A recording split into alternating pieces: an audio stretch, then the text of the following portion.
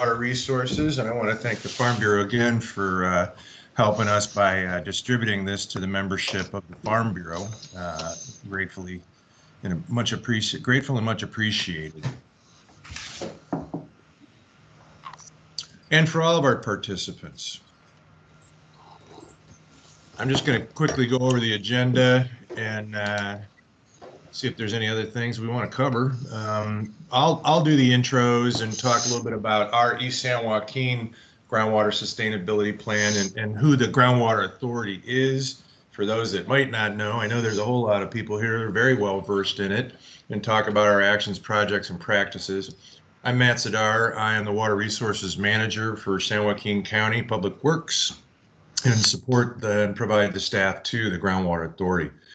Next, we'll have Jim Weeking from the Department of Water Resources Statewide Infrastructure Investigations Bunch in the Division of Planning. He's going to give us an overview of this whole FloodMAR concept. He'll be followed by Karendev Singh, who is also with the Statewide Infrastructure and Investigations Group in DWR, who will talk about what is really the big kind of test case pilot study for the Merced FloodMAR project and cover preliminary results and some of the lessons learned. And FloodMAR is being actively promoted and championed by DWR, although in some places like down there in Don Cameron's area, that's been water spreading operations and things have been going on for a good long time. Excuse me.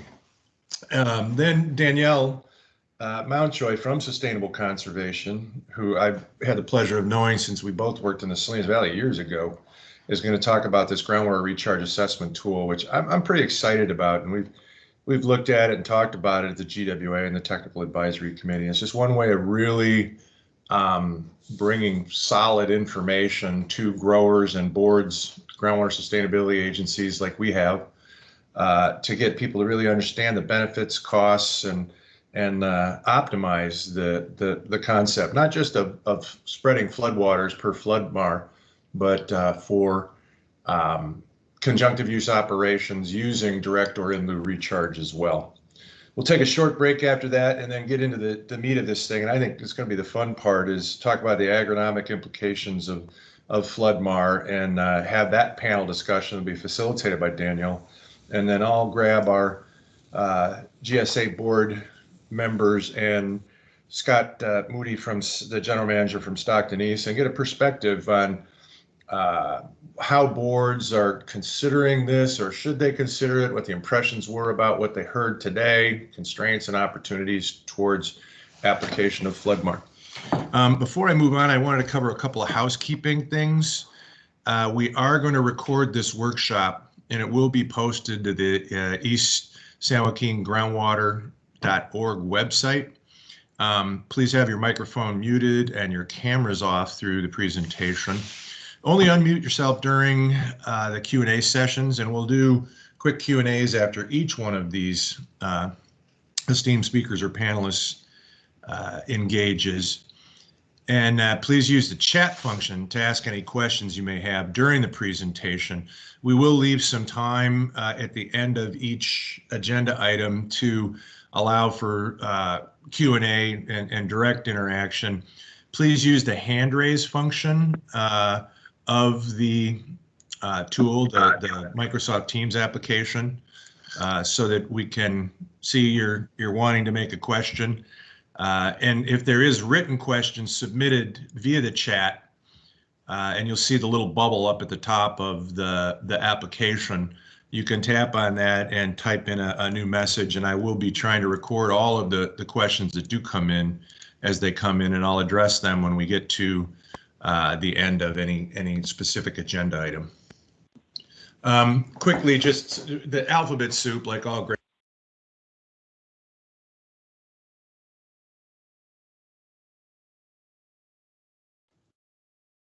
Matt can't hear you right now. Oh, sorry about that. Now you're back. There we go. The Sustainable Groundwater Management Act was passed in 2014 by the state legislature, and we've been working on our groundwater, formation of the Groundwater Authority, which is a joint powers authority of 16 independent GSAs that put together one groundwater sustainability plan. There's all kinds of other acronyms in there, but this is the big framework. And if I speak in acronyms, somebody wave their hand at me, and I can tend to drop into too much detail sometimes. Project development and plan implementation is what we're really about at this point in time. We were a critically overdrafted high priority basin, and therefore had to submit our plan by January 2020.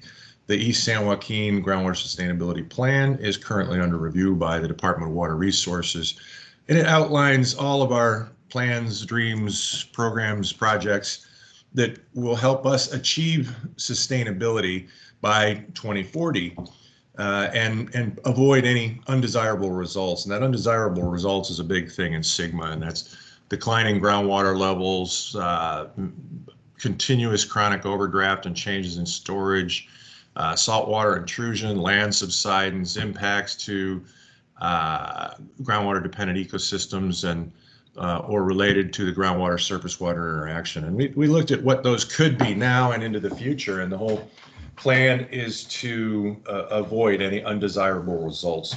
And it's like a business plan. There's all kinds of very measurable objectives and thresholds that'll say how well we're doing, and we have to report those annually to DWR. And we just submitted our second annual report, and those are all available online.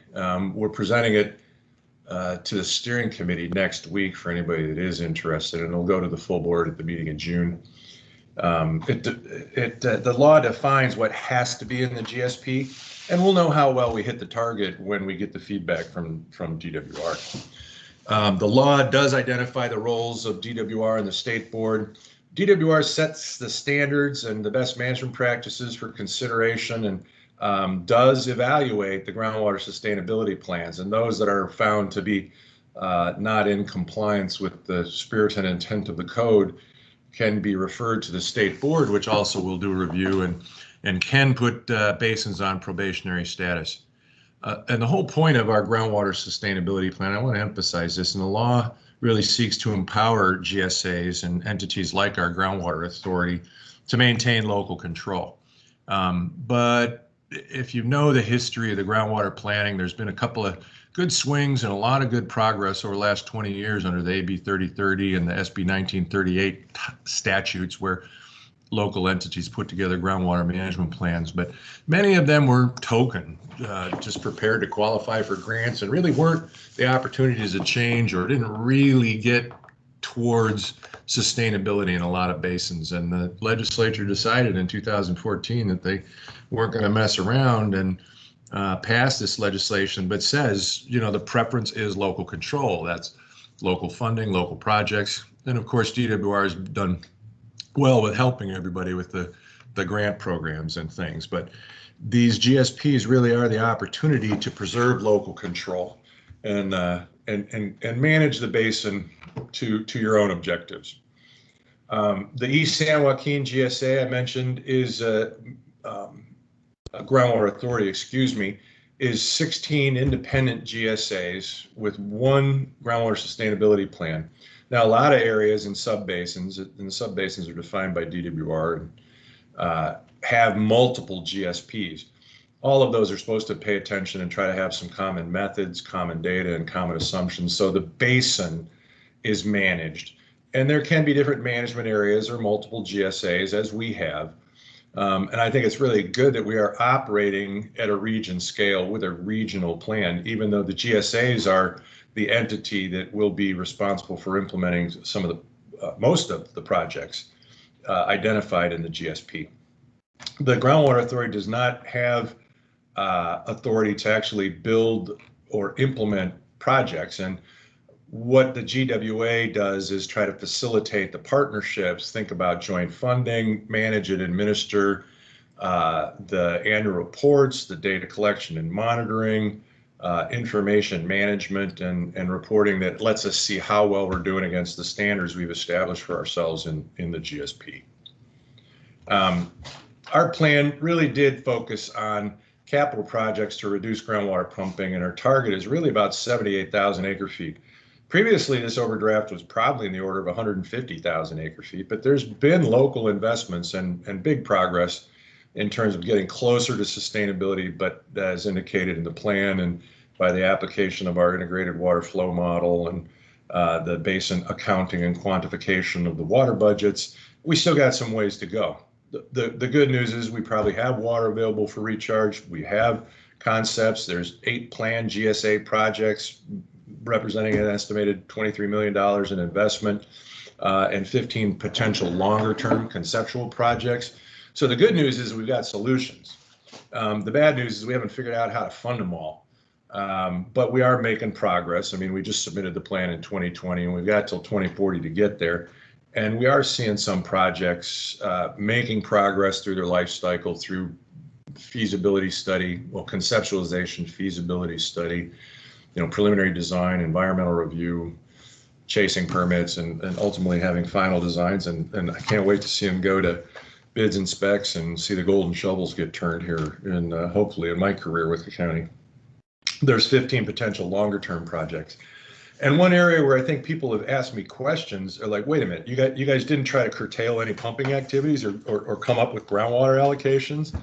And the answer is no, because we have supply and capital program opportunities to get there. And the big decision at the GWA was, well, we don't really want to impact the local ag economy or our economy in general because we have solutions. The energy has to be spent in making those solutions funded, successful, scheduled, and really happening. But because we have options, unlike many of our peers to the south that really don't have a lot of choices and are facing some very significant cutbacks in ag land production and water use, we're fortunate in that we have solutions. We have water available for recharge. We've got some existing canal infrastructure and diversions to deliver. There's existing water rights that can be more fully used. There's floodwaters available, and there's lands capable of recharging the available water supply. And that recharge can be through in lieu, the use of surface water instead of groundwater and leaving that groundwater in storage. Direct recharge with through canals and through the big perk ponds that you see up and down the valley, or through this idea of spreading floodwaters, which, as you'll see, I think when Karendev speaks, how we view that and combine it with other benefits like related to flood control and things. We wanted to maintain the flexibility to implement demand side, so we have adaptive management ideas and concepts in there for potentially if we see those undesirable results, if we're not making big progress, we know when we're going to check in to look at those demand side management actions in the future if we need to. We're transitioning. We developed the GSP and we hit the milestone. We know there's maybe some weak spots in the plan that there's a lot of discussion going on at our technical advisory committee level, at the steering committee level, and at the board level, as well as we've had a number of different ad hoc groups formed to really dial in and focus on, say, singular issues and bring advice back to our board. So the best thing about this whole planning effort is that it's developed a lot of the relationships. It's created an integrated view of the world at the basin scale and help bring people together and out of their silos to meet this goal of getting this plan together and make it a serious and realistic plan. The GSAs continue to work and find ways to move their projects forward. Thank you, DWR, very much for helping us from the beginning of this thing, from the stressed basins work and funding our integrated water flow model to the grants that we did procure for development of this plan. And they have given us some grant monies to help implement the plan, to look at our funding strategies, to drill some monitoring wells, to fill some of the data gaps we know we had, and to work on implementing a data management system that makes that data transparent to all of our GSAs so everybody can see what's happening at a basin scale.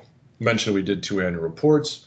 We're currently working to improve our integrated water flow model and recalibrate based on additional data obtained from some of our GSA partners to improve this. And that the tool is looked at as being very valuable for evaluating environmental impacts of any of the projects as those move forward, and for helping us come up with a basin accounting framework for how we're going to share costs or evaluate the resources availability through the different geographies in the basin. We're working on filling the data gaps and developing that long-term funding and financing strategy. In a lot of the discussions, it's been interesting when we've said, what is success? What are the success factors, the key to us succeeding with this plan and closing that gap between our supply and our demand? And it is water, funding, partnerships, and outreach. And that outreach is so essential so that growers, landowners, taxpayers, ratepayers all understand that there is some vested, some contribution to the problem, and therefore some vested interest in seeing solutions get funded and implemented. Now, what are the constraints? And looking in the mirror, saying we still got some constraints that I think a lot will be overcome by outreach and doing more workshops and getting out and really talking to the different boards, city councils, and everybody else that has as a stakeholder in these decisions. Getting grower awareness and acceptance, especially of FloodMAR or any rate changes, or participating in any efforts to increase the use of surface water or percolation of surface water. Political will. It's awfully hard for any elected to tell their ratepayers that there's additional charges necessary. Political will and skill. There's just has to be, everywhere I've worked over 30 plus years, there has to be policy champions. And we're fortunate to have some, Supervisor Wynn being one of them, who is the chair of our GWA and a member of the Board of Supervisors. It weaves together some pretty important fabric there. So appreciate that, and all the leadership that has come from our GWA reps that come from the different GSAs that represents the water districts or the cities, and have made valuable contributions. There is still silos, and what we have to really do is avoid that internal competition, whether that's for grant money or tax base, and looking at who is going to assess what.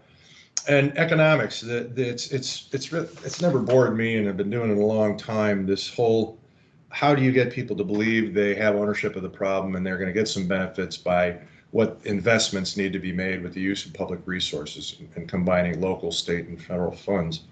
Because there's always big variation in ability and willingness to pay. No one wants to pay more. And a lot of places really don't have the ability to pay more. We have a number of disadvantaged communities that are severely constrained. This idea of equity and the other principle of economic efficiency, what is fair and equitable and efficient in terms of collection and use of the available resources, knowing that every entity is limited in their ability to fund, and all of our people are tight and constrained, and gosh, COVID sure has shown us that. How do you measure and quantify benefits? And how do we avoid free riders? There are places where we've maybe all seen it.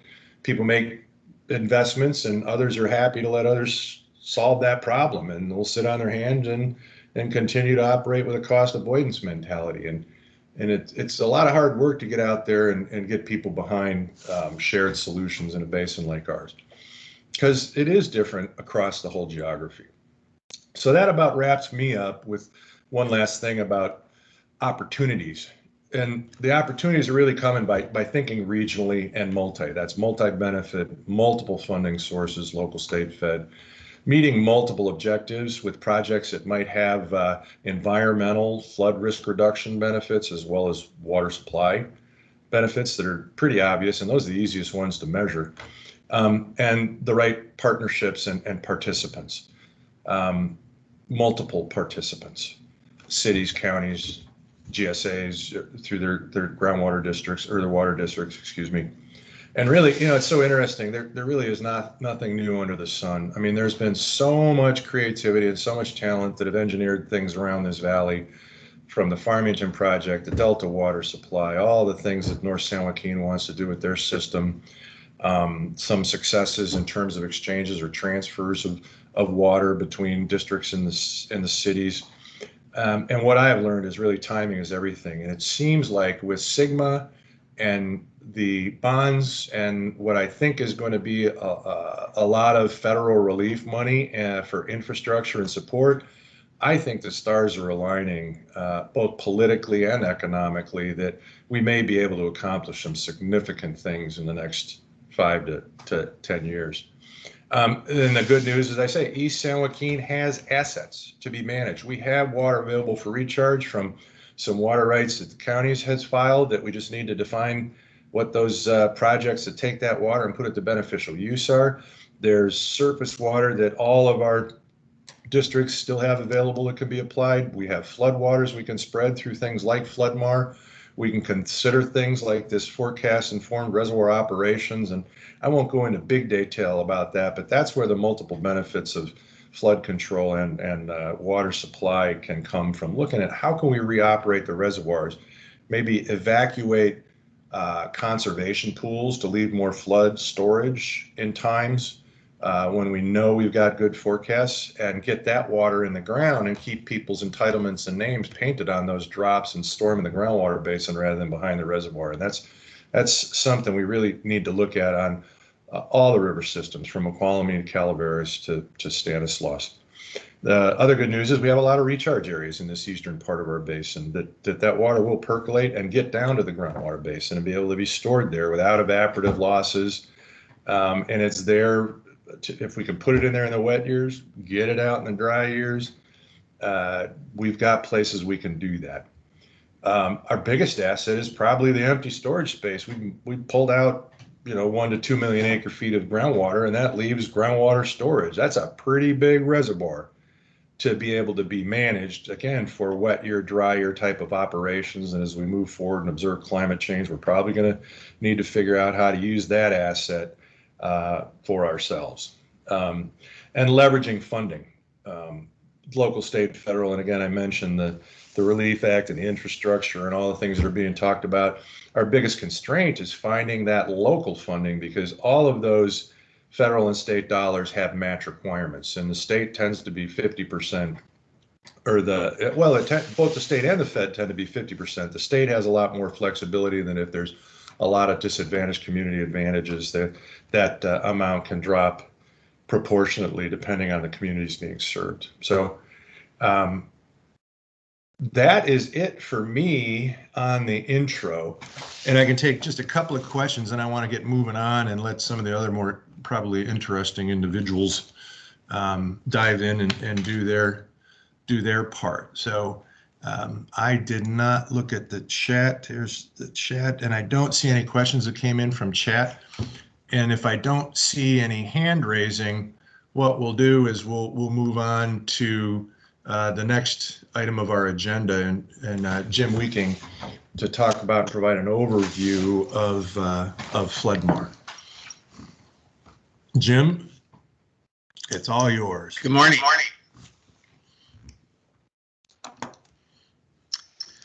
All right. Well, thanks. Excellent introduction, and I think that puts us on a good path to talk some more about this. I'm getting a little bit of an echo. Puts us on a good path to talk some more about flood managed aquifer recharge. This, let me see if I can. Okay. Well, thanks again, Matt, and thanks, Christy, for your help getting us connected and the invitation to be here. And thanks to all of you who are with us today. We're glad to be talking to you about this subject, and I want to extend our leadership's enthusiasm for this topic. Specifically, Director Carla Nemeth and Deputy Director Chris Chernell. And their enthusiasm significantly stems from what they see as the potential for improvements in flood management which they have a passion for, and supporting GSAs in achieving sustainable groundwater management. So those two particular passions create enthusiasm for them, and I hope that you pick some of that up as we talk about it today.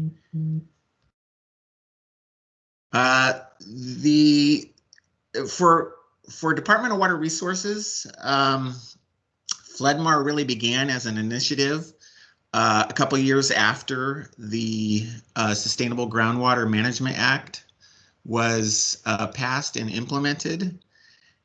And but it was also significantly informed by some of the innovators, early adopters, and you're going to hear from several of those later today, but folks like Don Cameron were really important in helping us understand how this can work, and then giving us some sense of direction in terms of where this all should go. So I'm hoping to, in my short time here, to give you a kind of a general overview of our FloodMAR program. And then I'm going to turn it over to Karandev Singh, who is also on the FloodMAR team at Department of Water Resources, to describe more specifically what we're studying in Merced. And I'm hoping as he presents that you'll begin to pick up, what are the potential opportunities that may be available in San Joaquin as well. So in 2018, we put out a FloodMAR white paper, and in there we described kind of the context, the need, challenges, opportunities, and also in there we included a definition for what is FloodMAR, and really it's a strategy that uses floodwater for groundwater recharge. That's the simple definition. We have something a little bit more here, and you'll begin to pick more of that up as we go through our presentations. But that's kind of been the foundation of the concept and what we're thinking in terms of moving it forward. In addition to that, we've observed over time that FloodMAR is and can be voluntary, multi-sector, scalable, multifaceted, and relatively untapped. And let me say a little bit more about just a couple of those. And Matt already mentioned this. There are multi-sector opportunities, and we're finding that you really can co-manage these the flood and groundwater sectors, the surface water. Everyone knows this: the surface water and groundwater sectors, ecosystem sectors, and water quality. And so we think there's great opportunity for coming up with these multi-sector solutions. Also scalable. As I mentioned earlier, there's some early adopters that have been doing this for a while now on farm, and then they also look for opportunities to scale up. And we're going to specifically focus on, when Karandev speaks, on a watershed scale implementation of FloodMAR. I'll say some more about multifaceted in a moment, but also observe that while FloodMAR isn't really new in California, it is relatively untapped. And so we think there's a great opportunity to significantly expand the application of FloodMAR in California. Here's a little more on the multifaceted nature of the strategy. We like to call it a headwaters to groundwater strategy. And FloodMAR in the multi-sector world can use things like reservoir operations, reservoir reoperation, perhaps new outlets, conveyance, bypasses in floodplains, and then combine that with, suitable recharge areas and maybe some concepts like landowner compensation or recharge credits. And that, of course, needs to be combined with suitable recharge methods, aquifers, identify what's happening in the aquifers underneath where the recharge is happening. And we also think there's great opportunities for terrestrial and aquatic ecosystem enhancement.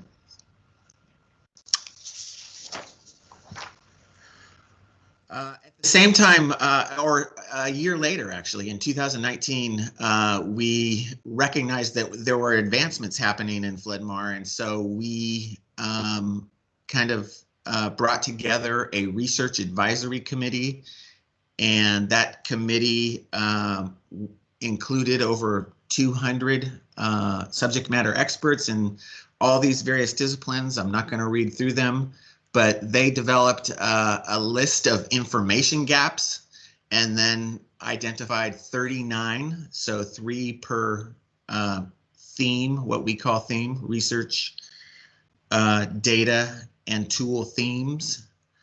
39 priority actions that that they indicated were important for improving our understanding of how to do and how to implement effective FloodMAR projects. And that is all documented in our research and data development plan. It's dated 2019, and you can find that on our website. And one of the conclusions of that effort was to continue with what we call a FloodMAR network, and Department of Water Resources is working with lots of folks on this in this workshop today to keep a network going that is a collection of collaborators and innovative thinkers about kind of what folks are doing out there, making sure that research, data, and tools are made more broadly available to folks that are interested in doing things like FloodMAR. We at DWR kind of think of our activities in 3 areas, and I've already mentioned the white paper. So in terms of guidance, we want to make sure that we're providing good advice, and so that we are interested in providing guidance, and you'll find some in the white paper and the research and data development plan. And then we also observe that there's a good opportunity for this FloodMAR network to make sure that that information, those approaches, those applications are available more broadly. And then we also are involved in pilot projects. And the pilot projects are really characterized by a partnership that Department of Water Resources has with local entities, and we're really testing FloodMAR concepts, and they have an on-the-ground element. So the watershed studies up at the top there are more technical, analytic. And the pilot projects have a little more on the ground characteristics, where we're measuring the performance of a pilot application. And then finally, Karen Dev is going to talk about our Merced study, and that study is what we call a vulnerability and adaptation study, where we are doing 2 main things. We're identifying the vulnerabilities in flood, surface water supply, groundwater, and ecosystems in the Merced watershed. And then we're also assessing adaptations. And those adaptations in this case are FloodMAR related adaptations along the lines of what I talked to you about earlier in the multifaceted description. Here's some of the pilot projects that we're currently involved with, just to give you a sense of what those look like. The Sacramento Valley Multi-Benefit Demonstration Project. We're working with Nature Conservancy, their bird returns program. We're leveraging that bird returns program, recognizing that when you apply water to fields that are currently unused for birds and for shorebird habitat in particular, that the birds are very responsive, and you get some recharge benefits out of those. So we're looking at, you know, how do the recharge benefits flesh out, and what kind of response are we getting from shorebirds and other potential benefits.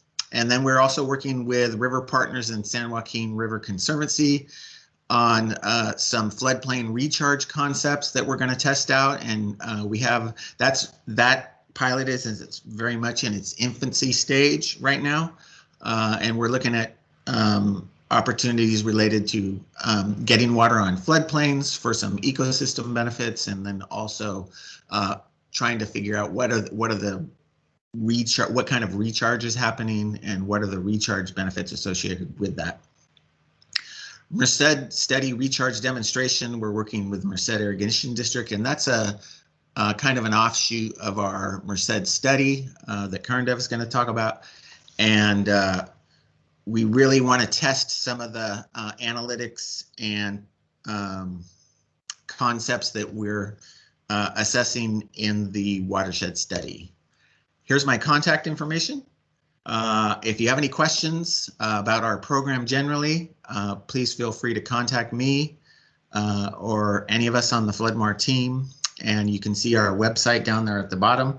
And with that, I'll introduce Karandev Singh, who is one of our leaders on our FloodMAR team, and an important, he's a co-leader of the technical effort on the Merced study, and you'll get a sense as he goes through this how significant of an effort this study really is.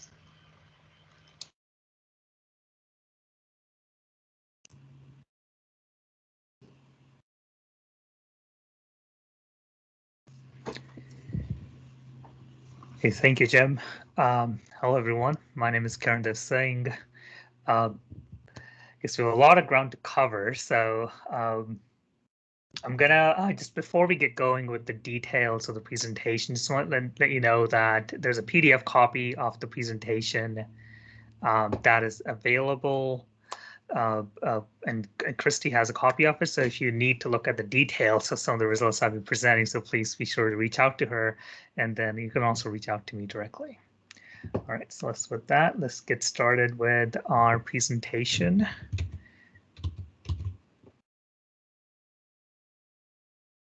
Okay.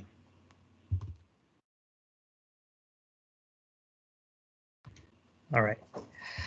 So let's start with the just understanding of the study area. So for our study, we're focused on the Merced River basin, which includes the Merced River, its tributaries, and the smaller watersheds that drain into the local creeks. The basin is underlaid with underlaid with the Merced Subbasin groundwater aquifer, which is classified as a critically overdrafted basin with a long-term average annual rate of overdraft around 52,000 acre-feet per year.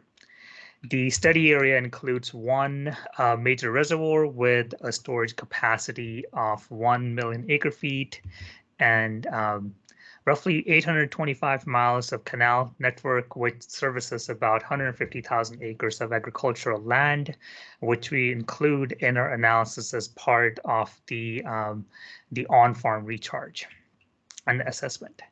Now, the study is conducted over 100 years of hydrology and perturbed for 30 different climate scenarios. For today's presentation, I'll focus on the results that are derived from simulating the simulated historical conditions between water year 1900 through the water year 1999. With our study is sort of a threefold goal and objective. The first one is to design a study as a proof of concept to investigate the FloodMAR concepts at a watershed scale.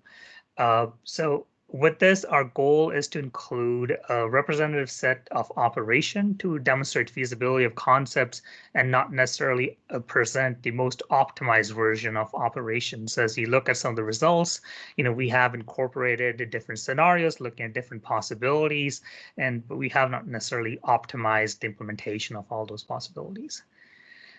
Another objective of this is to provide a template for future studies and projects, and by documenting the process of planning, modeling, and analyzing FloodMAR projects at the watershed scale. So we are in process of developing technical reports.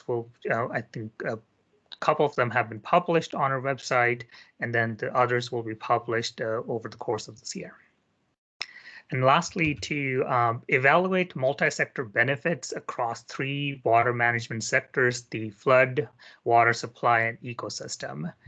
And to do that, while looking at those 3 sectors, being able to quantify the vulnerability to climate change and also the resiliency of the FloodMAR strategies under different climate conditions. Now, in order to successfully evaluate the multi-sector benefits, we need an integrated the headwater to groundwater modeling toolset, a toolset that's capable of modeling the physical and the operational processes that represent basically the movement of water all the way from the upper watershed through the reservoir system into the downstream river channel and also through the underlying groundwater aquifer. So for that, we have a fairly robust set of, I'll say, a chain of models, which kind of captures the physical elements of the watershed, ranging from the runoff from the upper watershed and the movement of the groundwater through the groundwater aquifer system, coupled with the operational models, which look at the reservoir operations and also the recharge operations. And Daniel will talk more about this recharge optimization tool in his presentation. So you get to learn a bit more detail about this one. And lastly, we have now represented the physical and operational processes, and then some of these models are then kind of attached to get the economic assessment of implementing the FloodMAR projects. So in a nutshell, we're looking to quantify the logistics, the yield, and the cost that's associated with a FloodMAR project. And, through this tool set, we can get to that answer. Now, overall, we're planning to run 9 FloodMAR scenarios, which can be kind of put in 3 different sets. So first set looks at what can we do with what's available today, what's available now. And that is how can we divert the excess flows that are available through using the existing infrastructure. So we'll look at some results from that set of analysis we've done. The next question is, how can we build on what we're capable of managing with the existing infrastructure? How can we improve on it? And to do that, we look at 2 sets of runs. One set kind of focuses on coupling the reservoir reoperation with the FloodMAR project and see how that ends up affecting the yield and the benefits across the multi-sectors that we're tracking, the flood, water supply, and ecosystem. And then in addition to reservoir reoperation, what kind of benefits we can realize from investing in infrastructure expansion, and that could include building additional conveyance capacity or recharge capacity in the form of recharge basins, or investing in floodplain restoration to get some of the ecosystem benefits. Now, we are sort of, the approach we have taken is sort of learn as you go. So where we look at the previous scenario to kind of guide the operations of the successive scenarios that we're building. So we are at this point done with the first set of runs, which focuses on looking at the existing infrastructure and excess flows that are available in the system. We're currently working through the runs that kind of couple the reservoir reoperation with the FloodMAR concept. And so I'll be presenting some results from this scenario and And just note that it's a work in progress, so I don't have results for every single category. So we'll look at what we have. And the last one is the expanded infrastructure set of runs. We haven't really designed those at this point, so we're looking to wrap up the reservoir reoperation set of scenario first, take a look at the results, see what we can learn, and then start building the last set of runs, which included expanded infrastructure opportunities. Now, there's a lot of detail that kind of goes into developing these FloodMAR runs, and so I'm going to skip the detail and just focus on some of the fundamental guidelines that we keep in mind as we develop these different scenarios. The first one is, the recharge operations are limited to the winter and early spring months, which for us would include a 5-month window starting in November and ending in March.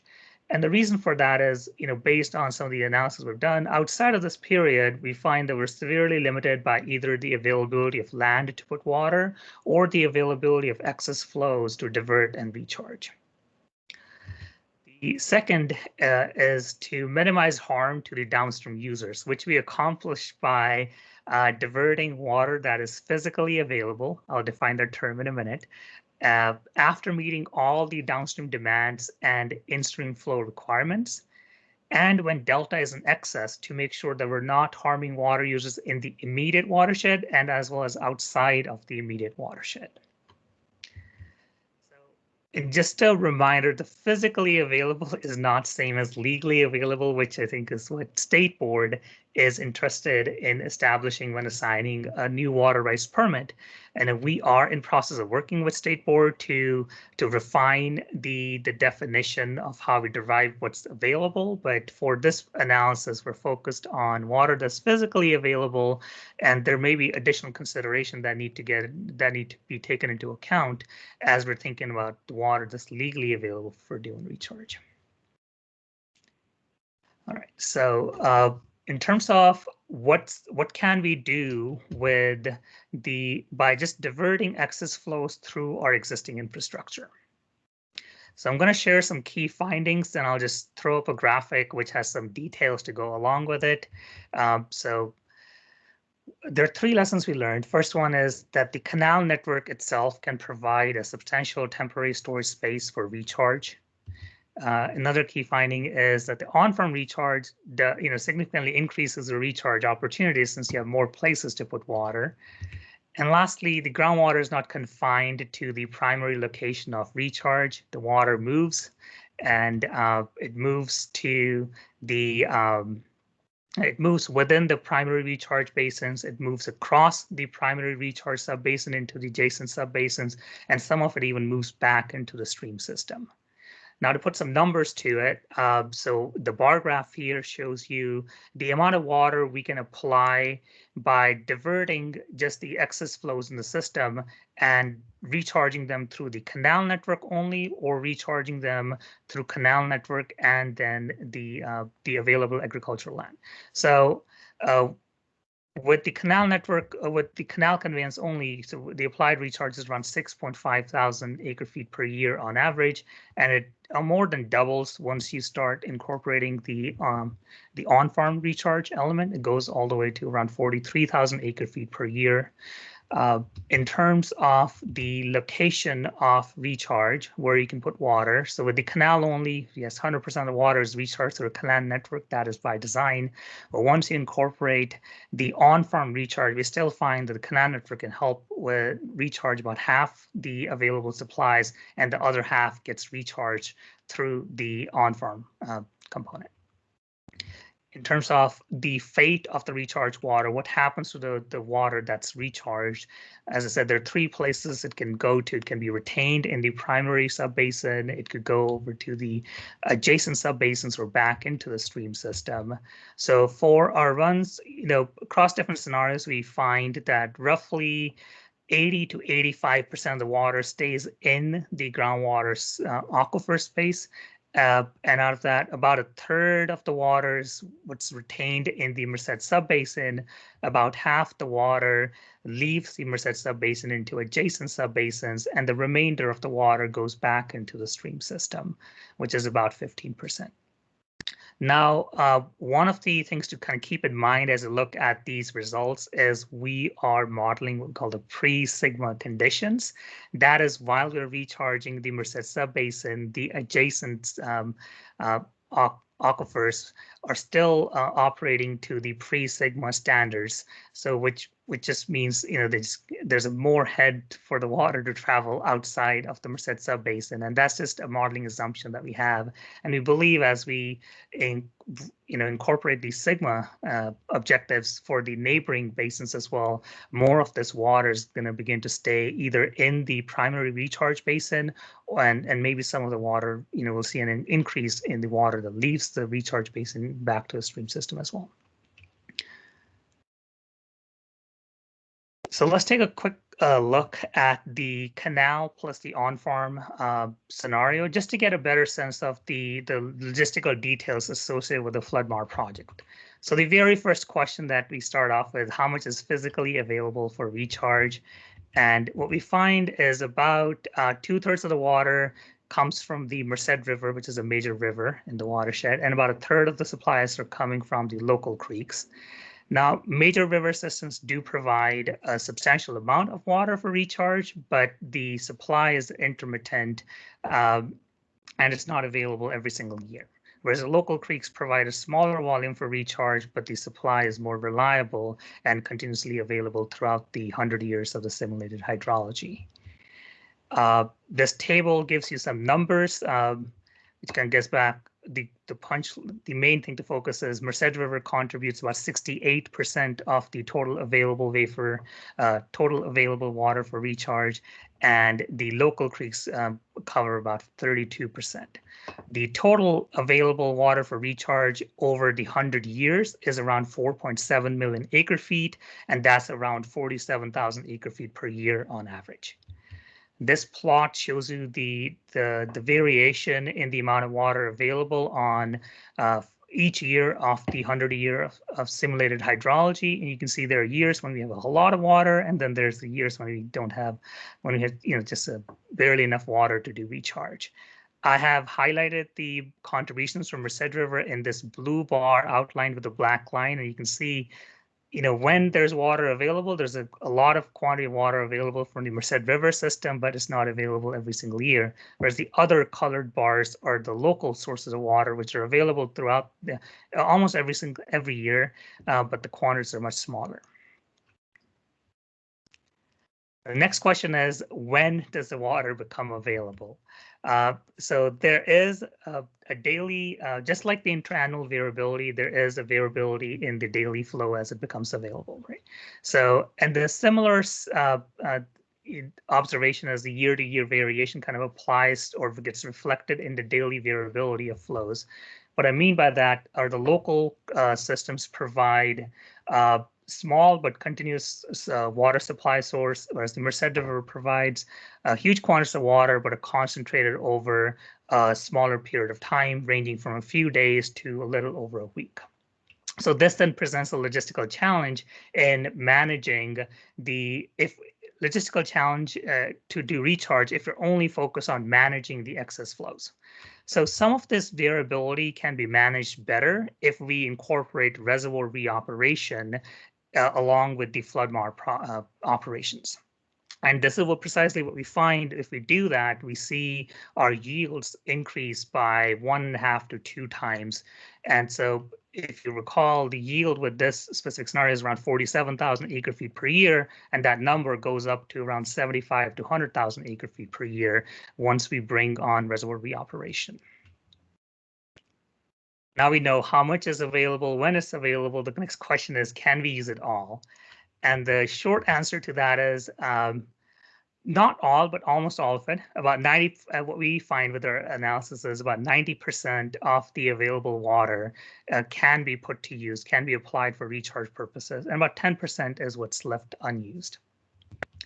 Now, I have another graph which kind of shows you, another bar graph shows you the amount of water that's applied in blue and the amount of water that's not applied, or the unused volume in red there. It's given for each of the 100 years of the simulated hydrology, and the lines in the background are the cumulative available is the dashed line, which is 4.7 million acre feet, and the solid line is the cumulative applied, which is around 4.3 million acre feet over the 100 years.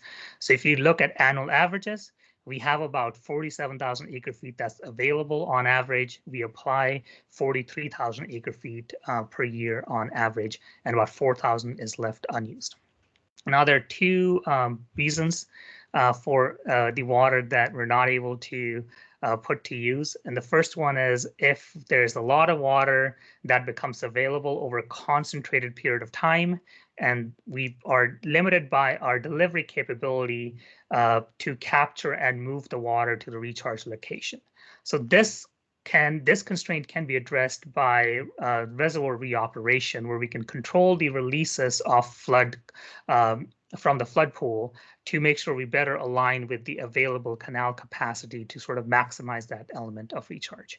Now, the another reason we're not able to put water to use if it becomes available too late in the season, that is we're limited by the land that's available for recharge, especially at the start of the irrigation season. So with the Merced study, we're finding the water, there may be water available in the month of March, but the irrigation season is starting to, is kind of starting up in that month. So we lose a lot of places to put water in the month of March.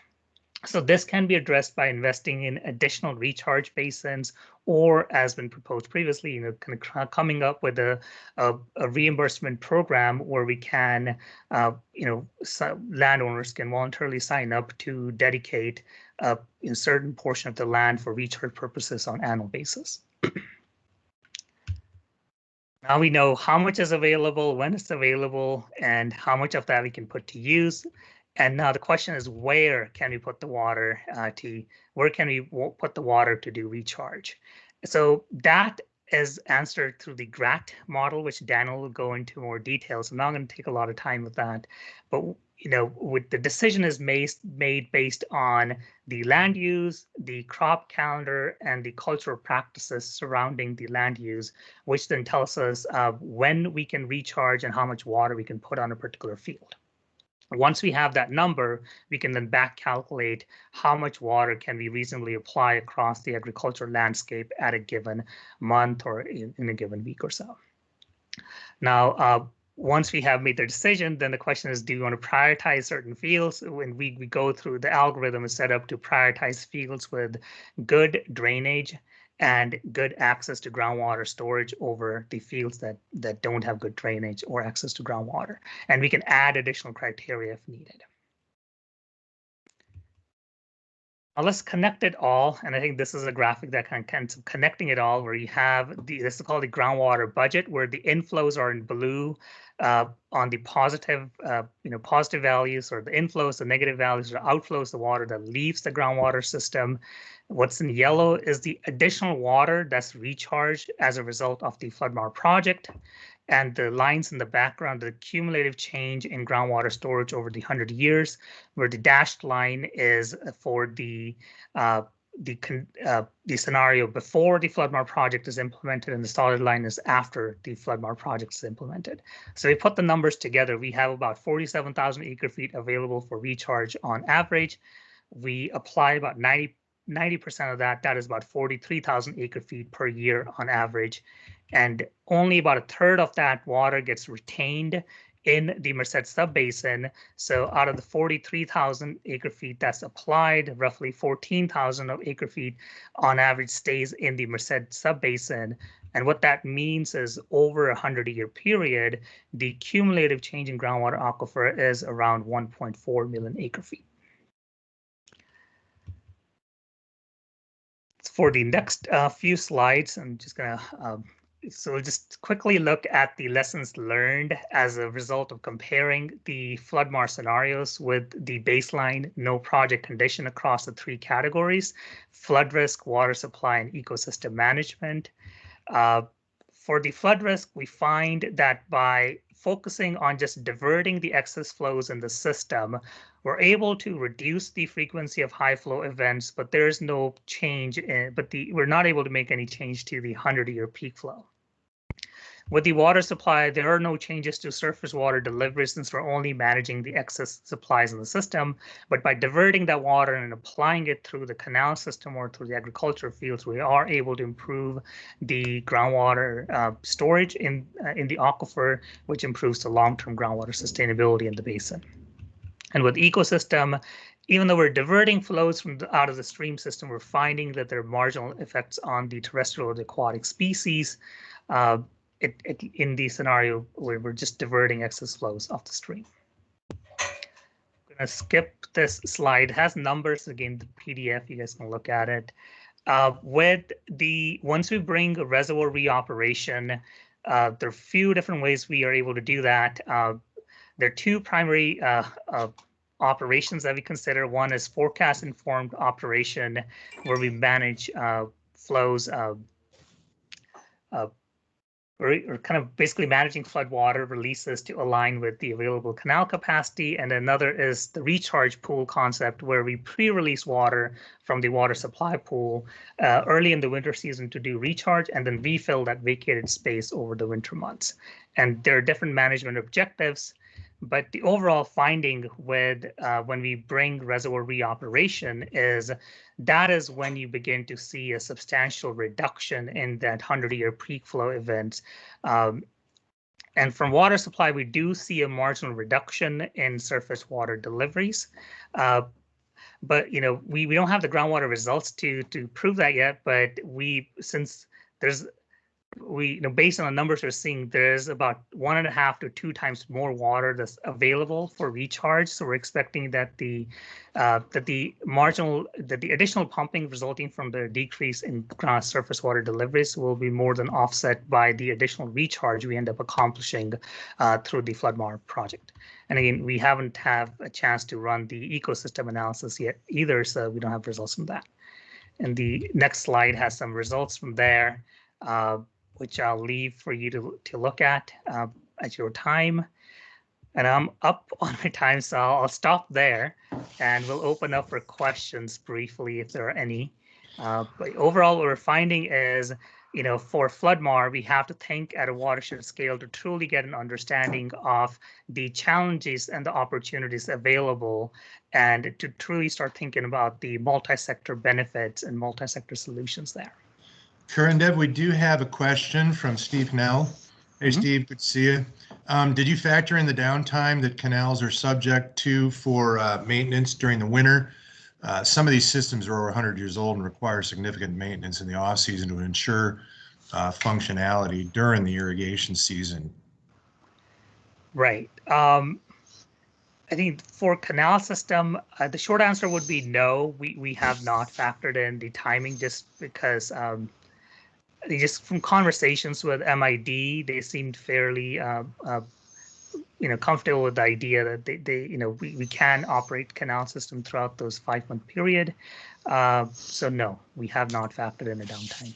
Okay. Well, I really think you did a great job, Dev, and took a deeper dive and made it understandable, and I just appreciate it very much. And I appreciate Merced and everybody else giving it a try so that we can all learn from what they're doing and expand this concept. And with that, I'm going to say thank you. And if you could drop off the screen, I'm going to share it with Daniel Mountjoy with Sustainable Conservation, who's going to talk about one piece of the big puzzle and how it really helps, I think, with outreach, education, and demonstrating the cost effectiveness and benefits of a FloodMAR concept by use of this groundwater recharge assessment tool. Danielle, it's all yours. All right, you guys can see my screen okay? Are you able to see the screen? Yes, sir. Okay, great. Well, thank you, Matt, for having this discussion. So Sustainable Conservation has been part of this project with DWR on the Merced study, but I wanted to just give you a little more background on the groundwater recharge assessment tool that was actually developed prior to working with the Merced project, and which is really available to be applied in a variety of different settings for water districts, for irrigation districts, for GSAs. And just by way of introduction, Sustainable Conservation, much less well known probably to most of you than DWR, we're a nonprofit California-based organization, and we work directly with farmers, testing out ideas on the ground, such as on-farm recharge, as well as dairy operations and a variety of other types of solutions with landowners, and then take those ideas into workshops with other growers, working with irrigation districts, doing on-site monitoring to test these ideas, and then taking them to the public and agencies to expand the knowledge about these ideas. So regarding on-farm recharge, when I look at the GSA, the Eastern San Joaquin GSP, you folks have already identified existing groundwater projects.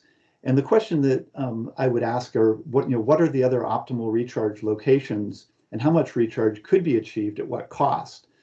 Taking some of the ideas from the Merced study that you just heard, what would be the questions that you would be asking?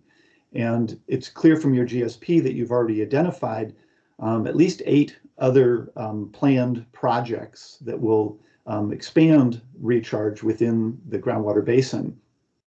And again, I would ask the question then, is this the most cost-effective portfolio of recharge projects that you could use to achieve your GSP's outcomes?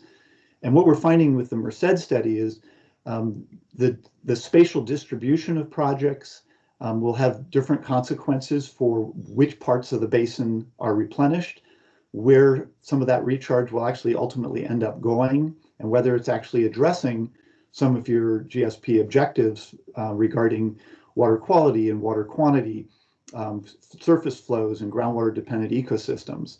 So the GRAT tool is really designed to help managers think through a suite of options, or a portfolio, as you've identified here, to ask yourselves if those projects are in fact the most effective ones. And there really are a lot of recharge options. From our 10 years now of working with farmers and industry groups and irrigation districts, we've identified a variety of different recharge options that really need to be considered. Everything from district lands, such as the canals that we just heard about from Kerendev, which are a significant source of recharge, to dedicated recharge basins purchased and built, such as the one on the right here in the photo. Some folks are using dry wells and active wells, which requires more filtration of water, to the whole category of uncropped private land. The availability of fallow fields, of course, varies based on the basin. Oftentimes transitioning fields between crops can be used for a month or two, or maybe even a year. There's pasture and grasslands. Some landowners are considering small privately owned basins, a mini version of the district type basins built in a corner of the field, maybe where the soil is particularly well drained and maybe harder to manage. And then river floodplains or remnant stream channels on your properties. And then the one that gets the most sort of photo attention is active cropland, where we're doing recharge on either annual crops during the winter fallow period, or on permanent crops between the rows of perennial crops, grapes, almonds, walnuts, and pistachios, which you'll hear more about from some of our speakers in the grower panel. I just wanted to give you an example of one very successful project right in the East San Joaquin subbasin, which is with Al Costa and the North San Joaquin Water Conservation District, where we've been working closely with the grower in the district, monitoring the water that's been put on this Zinfandel vineyard, and tracking the volume of water applied, the dates and duration, looking at soil moisture and oxygen levels for crop health, and taking into consideration the cultural practices and crop health and yields pieces of that. And just to give you a sense of what's possible, on that recharge plot compared to the control plot, on 13 acres, we applied 136 acre feet, equivalent of 10 feet of water applied in a 13-day period in 2017. If we take into consideration how much the crop was still taking up at that time period, the end of the season of 6 inches, the net recharge that was accomplished in 13 days was over 9 feet of water, which is more than three years worth of consumptive use by that crop. So if you only get water once every 3 years in a location like that, you could basically turn your groundwater use into net neutral through that kind of recharge. So in talking with farmers and irrigation districts about those kinds of successes throughout the valley, Sustainable Conservation partnered with another NGO, the Earth Genome, that works on data management, and we put together the groundwater recharge assessment tool to answer the questions that we were hearing the most, which is, where is recharge best done? Which soils, which places, which crops, and when within the production season is it best done? How much surface water can we actually capture in this way? And you just heard Karendev talking about the significant amounts of water that can be captured, as much as 90% off in the Merced Basin. And then most importantly is, what would it cost? And ultimately, how much of our groundwater overdraft can be addressed by expanding our recharge efforts? So there's 5 factors that we built into GRAT that you might think are somewhat straightforward, but when you start to add all of these 5 together across time and across space, it becomes a very complex mathematical challenge. And what GRAT seeks to do is to integrate these 5 issues. The first is the variability of water. And as you saw before, we've got annual variability, and a certain amount of that water in orange is already being diverted, but the green is the capacity of the canals, and then the unused portion is the upper piece, and that would require new infrastructure. So we're starting with what's available and how much we can currently apply, and how does that vary monthly as well, or weekly? In fact, in the Merced, all the way down to the daily availability, because our canals are being used already during the irrigation season, as shown in the orange. There's certain amounts of flow that have to go down the river for environmental protection. And then how do we capture these green bars, especially as we move into this irrigation season and the crop growing season, such as this picture of almonds, where it's fine to do recharge in the winter months when the crops are dormant, but once they come into bloom, you can't use that land. So what lands are available actually in March and April for recharge? GRAT then looks at district conveyance capacity. How much water can you put down certain main lines and canal laterals? How much can you put out into the field at each of the turnouts? All of those are constraints as to the total district-wide or sub-basin-wide potential for your recharge. And then which lands can you actually put it on and at what rates? And UC Davis developed the Soil Agricultural Groundwater Banking Index, which tells us how easy is it to get through the first 6 feet of soil. But more important than that, ultimately, is if you have a clay pan right below that 6 feet, you're not going to be a good recharge site. So areas that are in green on this map are going to have much deeper permeability, less restriction due to clay layers, and essentially more pumped out capacity. As Karendev talked about, we have significant volume, or actually, Matt, you mentioned it, in the basin. You've got a lot of capacity for storing water underground because of previous pumping. And so we identify that through the Land IQ's recharge index. Then when can crops take that water? Crops are sensitive to oversaturation of their root zone due to oxygen depletion and pathogen buildup. So we've looked at the weekly capacity of a variety of different crops to receive this excess water, that more than just what the crop needs for irrigation or for its evapotranspiration needs. And we've worked with DWR and the irrigation demand calculator to look at how long does it take to dry soils back down to the oxygen level to recover before reapplying water. And so this is based on both farmer and field agronomist experience, as well as models like this one shown on the right. And it's currently available now for grapes, alfalfa, walnuts, almonds, pistachios, and of course fallow land, which is not subject to crop limitations. And the 5th factor is cost. On-farm recharge is cheaper than buying and constructing recharge basins.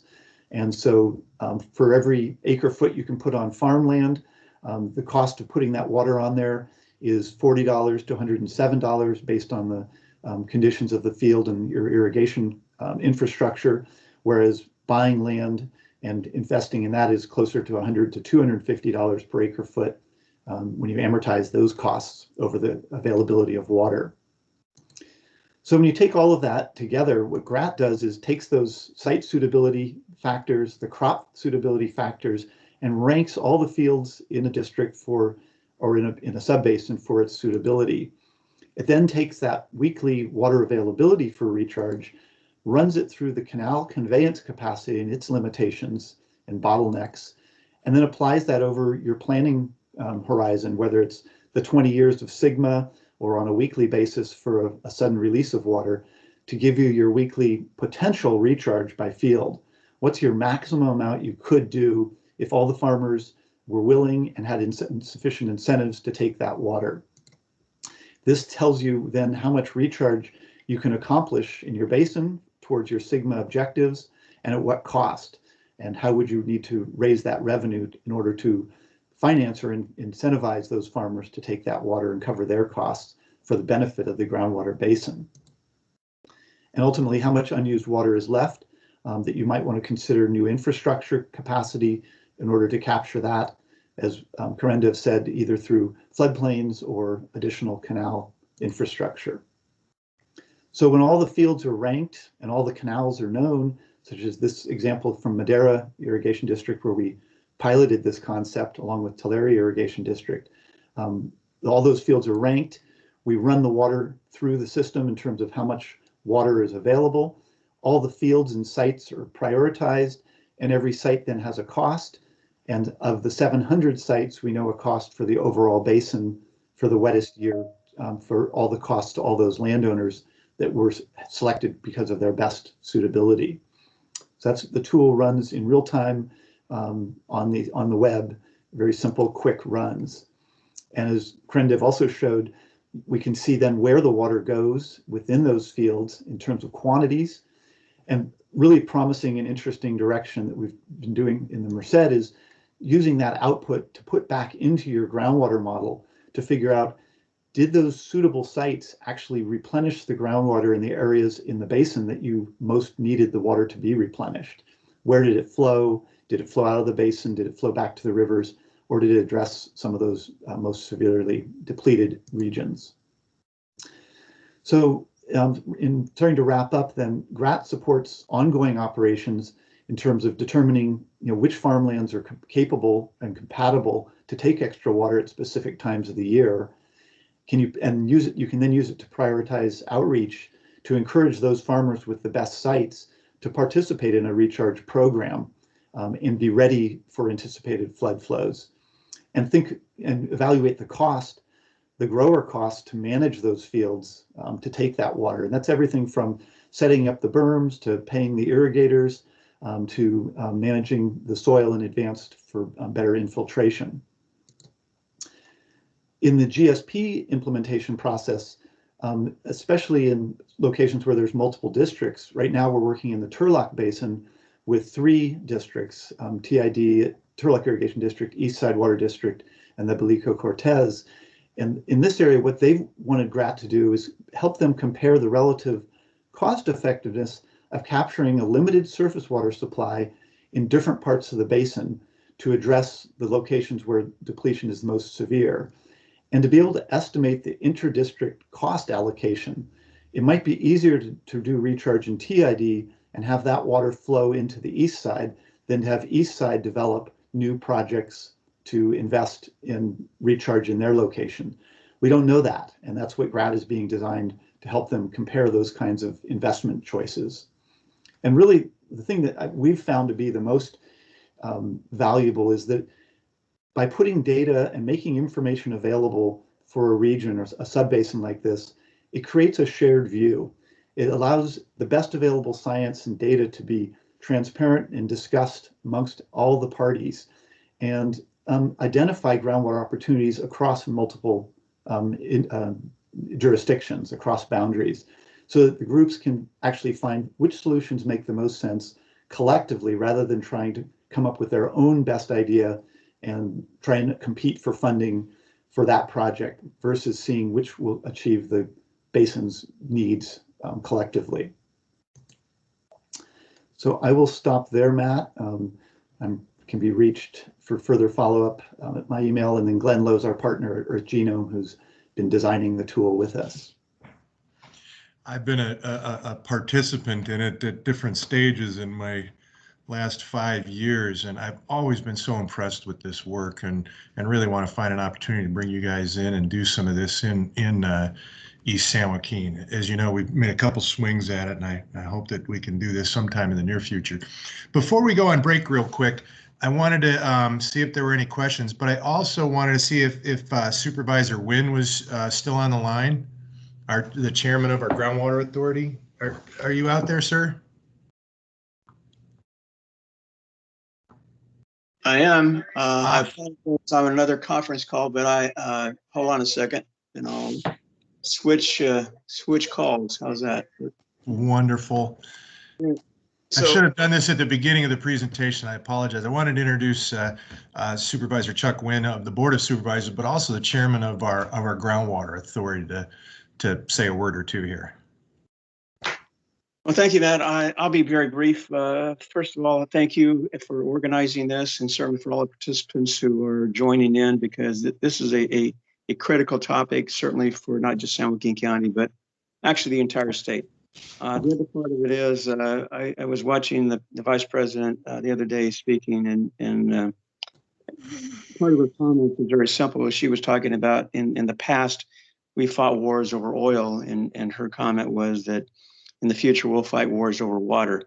And I think we've seen not necessarily the war, but we've certainly seen the challenges that we faced in this state in regards to water. But I really appreciate all the presentations in regards to things that we can be innovative in, and certainly expand the availability of water.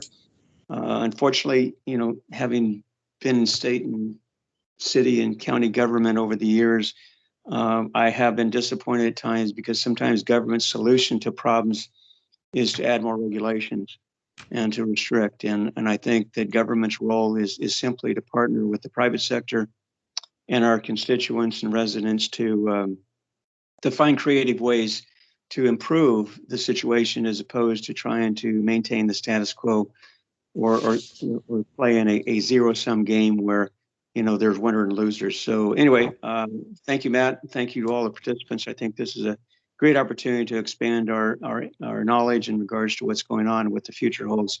So I'm looking forward to some of these implementations, and hopefully, somewhere down the road we'll have a better handle on our water to not only feed our agricultural community, but certainly the drinking water, the quality of drinking water, and flood management. Those are all things. I chair the SJAFCA, which is our flood control agency in this county, and we're constantly looking for ways to protect our residents, but more importantly, provide the water they need. So thank you, Matt.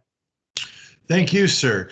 We do have time for questions to Danielle, or a follow-up to come back to anything that might have hit you in your backstairs wisdom to ask of our peers at DWR. So before we take a break, I wanted to open it up for possible questions. If there's anybody that wanted to enter into chat or to raise a hand, and we'll unmute you, or you can unmute yourself and ask your question.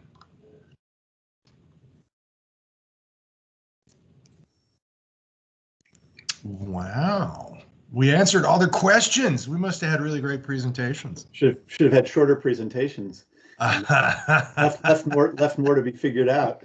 I was the one that took more than my allotted time, and I'm sorry for that, guys. I didn't mean to cut any of you short. Well, let's do this then. I'm not seeing any hands raised, and I'm not seeing anything coming in chat. Let's take a couple of minutes and reconnoiter and try to get back here at 10:30, so 6 minutes or so, and we'll start your panel, Danielle. And thank you again, panelists, and everybody that's participating. And let's take a quick break, and we'll see you at 10:30.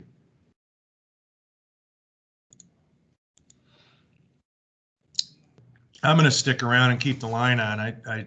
I snuck out for my break. I hate to say it, Danielle, during your presentation, but if there are anybody that does want to engage in any comments, questions, or dialogues, I'm going to stay on the line here. Okay. But I'm sure everybody could use a break at this point. Sounds good.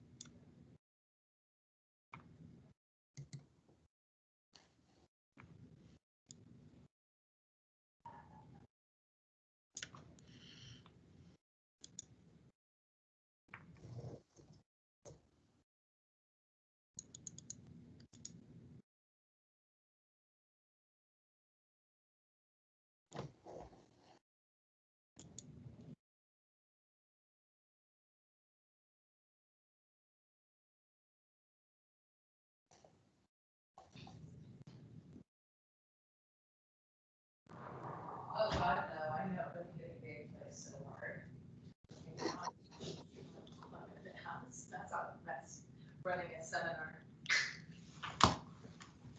Shireen is.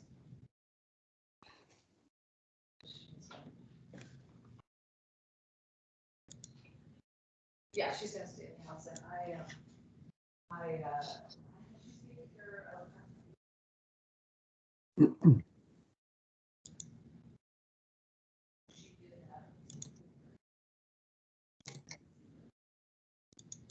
Really? God damn.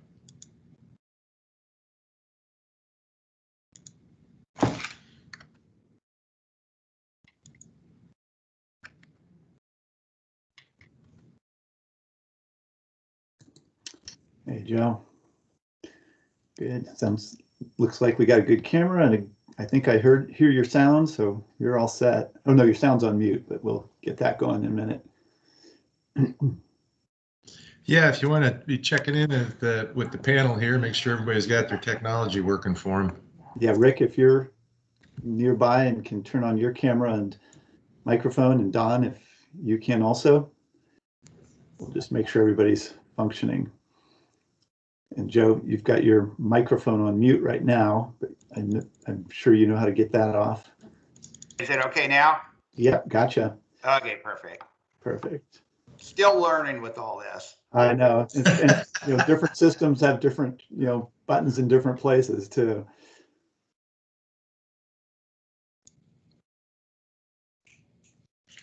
We've all had to become tech geeks.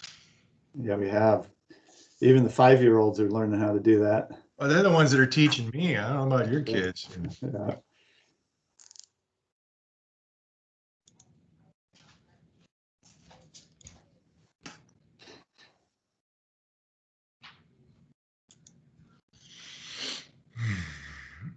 Daniel, I'll let you introduce your panel. I'll just kick it off with a quick, here you go.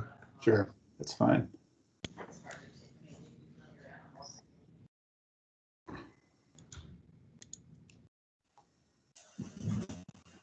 There's Rick. Hi, Rick. Great. Your other board meeting wrapped up early enough. Yes. Good. I saw Dina and Tommy are also on the webinar now too. I alerted them that I was going to be doing this. Yeah. Good.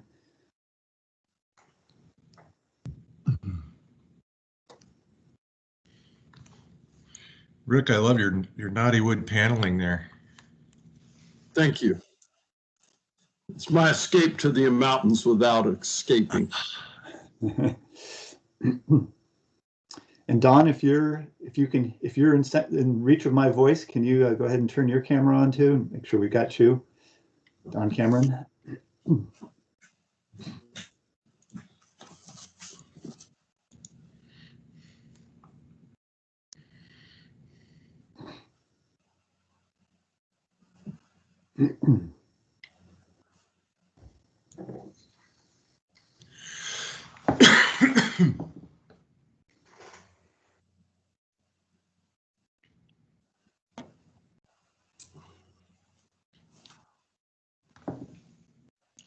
Oh, what a pain.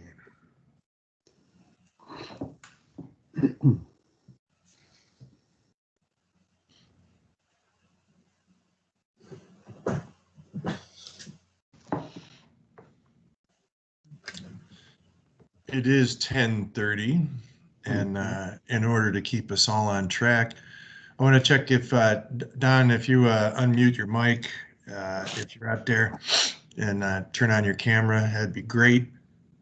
There we go. There we go. Okay. And Danielle, I'll turn it over to you to go into our agronomic panel, because this is really where the rubber hits the road, is growers that, excuse me, want to engage and make this work. Excuse me. Geez, of course it hits right when I'm trying to introduce you guys. So I'm going to turn it over to Danielle and let you guys run this show. Great. All right. Well, thank you, everyone, for hanging in there. It looks like we got about 40 or 50 folks on the line. This section is really to talk about, you know, what actually makes FloodMAR or on-farm recharge or groundwater replenishment possible. If we were leaving this to public buying of public land to do this work, there'd be great costs. But luckily, we've got farmers like Joe and Don and Rick who have been pioneers in looking at this idea of putting excess water on their lands, more than the crop needs, to help replenish the groundwater. All three of them on this panel are involved in either GSA or water district work as well. And but for this panel, since we're going to follow it with a panel on GSA board members, this panel really is talking about what's the on the ground experience of recharge.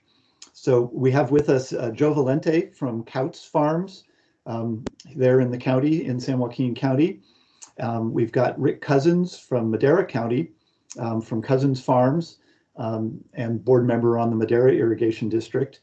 And then Don Cameron, who farms in Fresno County and is on the board of the McMullen GSA, McMullen area GSA. So we're basically the way we're going to do this panel is I've got a number of questions for the growers, and we've only got about a half an hour for our sort of public conversation, and then we'll have some time for some questions. And really the first question is, why the heck did you try recharge in the first place? Did you intentionally do it, or was it by accident? And what did you find from doing that? And Joe, why don't we start with, well, Don, you probably started the furthest back, so let's do Don first, and then we'll wrap around. Sure, Daniel, great to be here and good to see you again. Always enjoy working with you. So really, I've been farming out here for 40 years, and during that time, we saw a decline in groundwater levels of about 1 foot per year. And, you know, as a grower, that becomes important because your pumping costs go up the deeper the water is. You know, we used to have 75 horsepower wells out here. We now have 250 horsepower wells. And we know that we have Corcoran clay at about 500 to 550 feet. So there's a finite amount of unconfined water in this region. And, you know, it's been pumped for 100 years. So that essentially takes the water level down to around 220 feet is pretty much our average depth of groundwater. And I realized early on that if we didn't do something, eventually we're going to run out of water. And this had nothing to do with Sigma. It was just the reality that there's a finite amount of water to be pumped out of the ground, and we need to be proactive. And so we bordered the North Fork of the Kings River. And actually back in 1982, 83, during the real severe floods that were and snowpacks that we had at that point, we began taking taking floodwater from the North Kings and using it as in lieu recharge. In other words, irrigating with it and saving our groundwater. As we progressed on, we started doing projects. We did a lot of survey work with borings, and the timing just didn't fall into place until 2011, when we were able to get a small grant from NRCS, and that really started the ball rolling.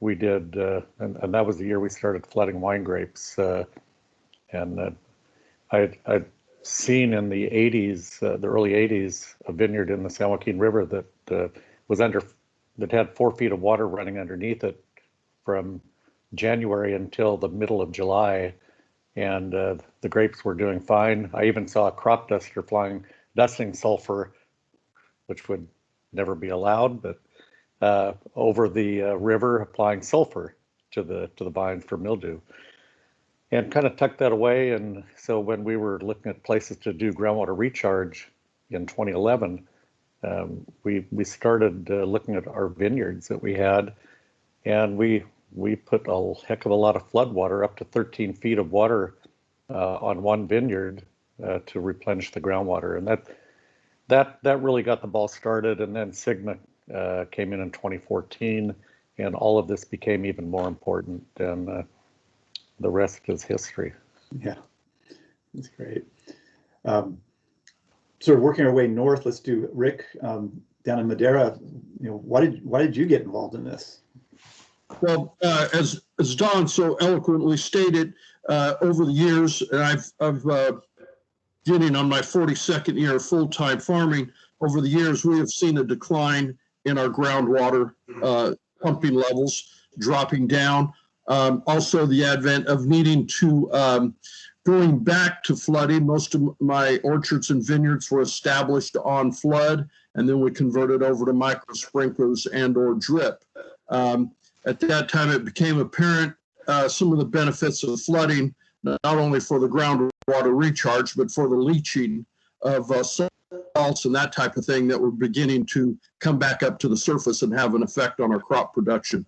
So it just became beneficial. We still had a flood system in place to worked out better for us in the fall. I have utilized it in the spring as well, and also sometime in the summer when it's we had plentiful years of surface water to irrigate and leach a great deal of percolate a great deal of water into the underground.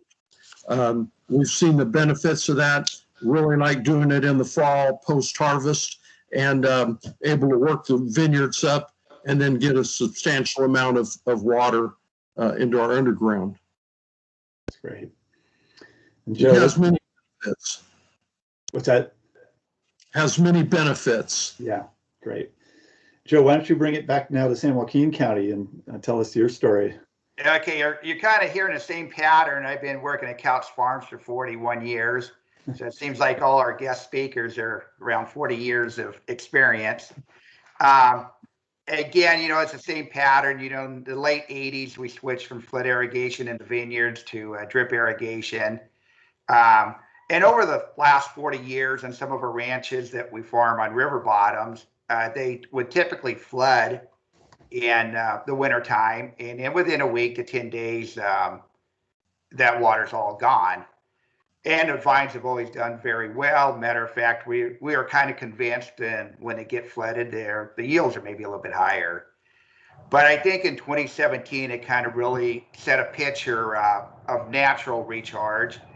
We had one ranch that was underwater from, again, January to about mid-June. At times, it was up to 6 feet deep. Our cordons at 6 feet, so you can imagine where, you know, the water level was. We weren't able to harvest that crop, or we weren't sprayed it or any of that, but the vineyard did survive. So when you're looking at the longevity and how much water could be applied, you know, and how long of a period, the vine survived. And you know, we've farmed in other properties that were up against the McCallany River and the water would seep. And in those areas, especially in the summertime, if the river was high, it really plays an important factor if it's cool water, running water, compared to stagnant water. It seems like in where we get that leaching from the river during the summertime, that water would get a little bit on the hotter side, and you could tell that the vines were turning a little bit yellow in that. But again, I think there are a lot of benefits. We were naturally doing it. I'm on the board with North San Joaquin, and we're looking at different projects. Some of the upsides that we're looking at is the potential maybe higher yields. On the one ranch that was flooded for so long, prior to that we had mealybug, and for whatever reason we're not having a problem there anymore. I'm not saying that is a true factor because of the flooding. You know, there's always a concern with Phytophthora, whether you put water on in the wintertime or in the summertime. And there's also, you know, looking at leaching. Are you leaching more nitrates? So there's a lot of things you have to look at. But I think really as a whole, how we have to look at things is how we manage our water. Whether it's a wet year like in 2017, or we may have a month that is extremely wet, is how do we capture that and utilize it? And it's just managing groundwater and surface water together. Great.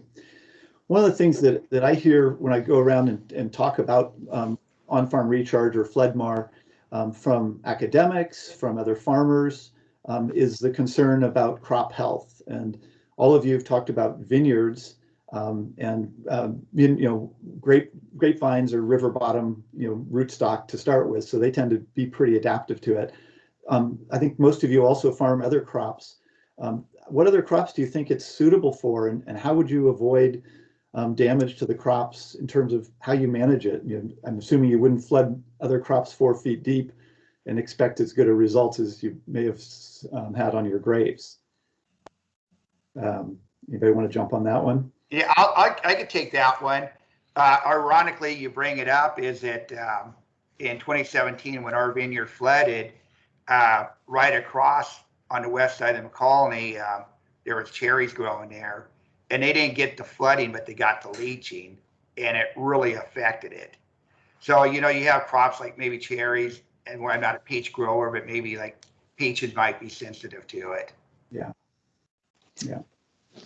Yeah, Daniel, we got on in 2017.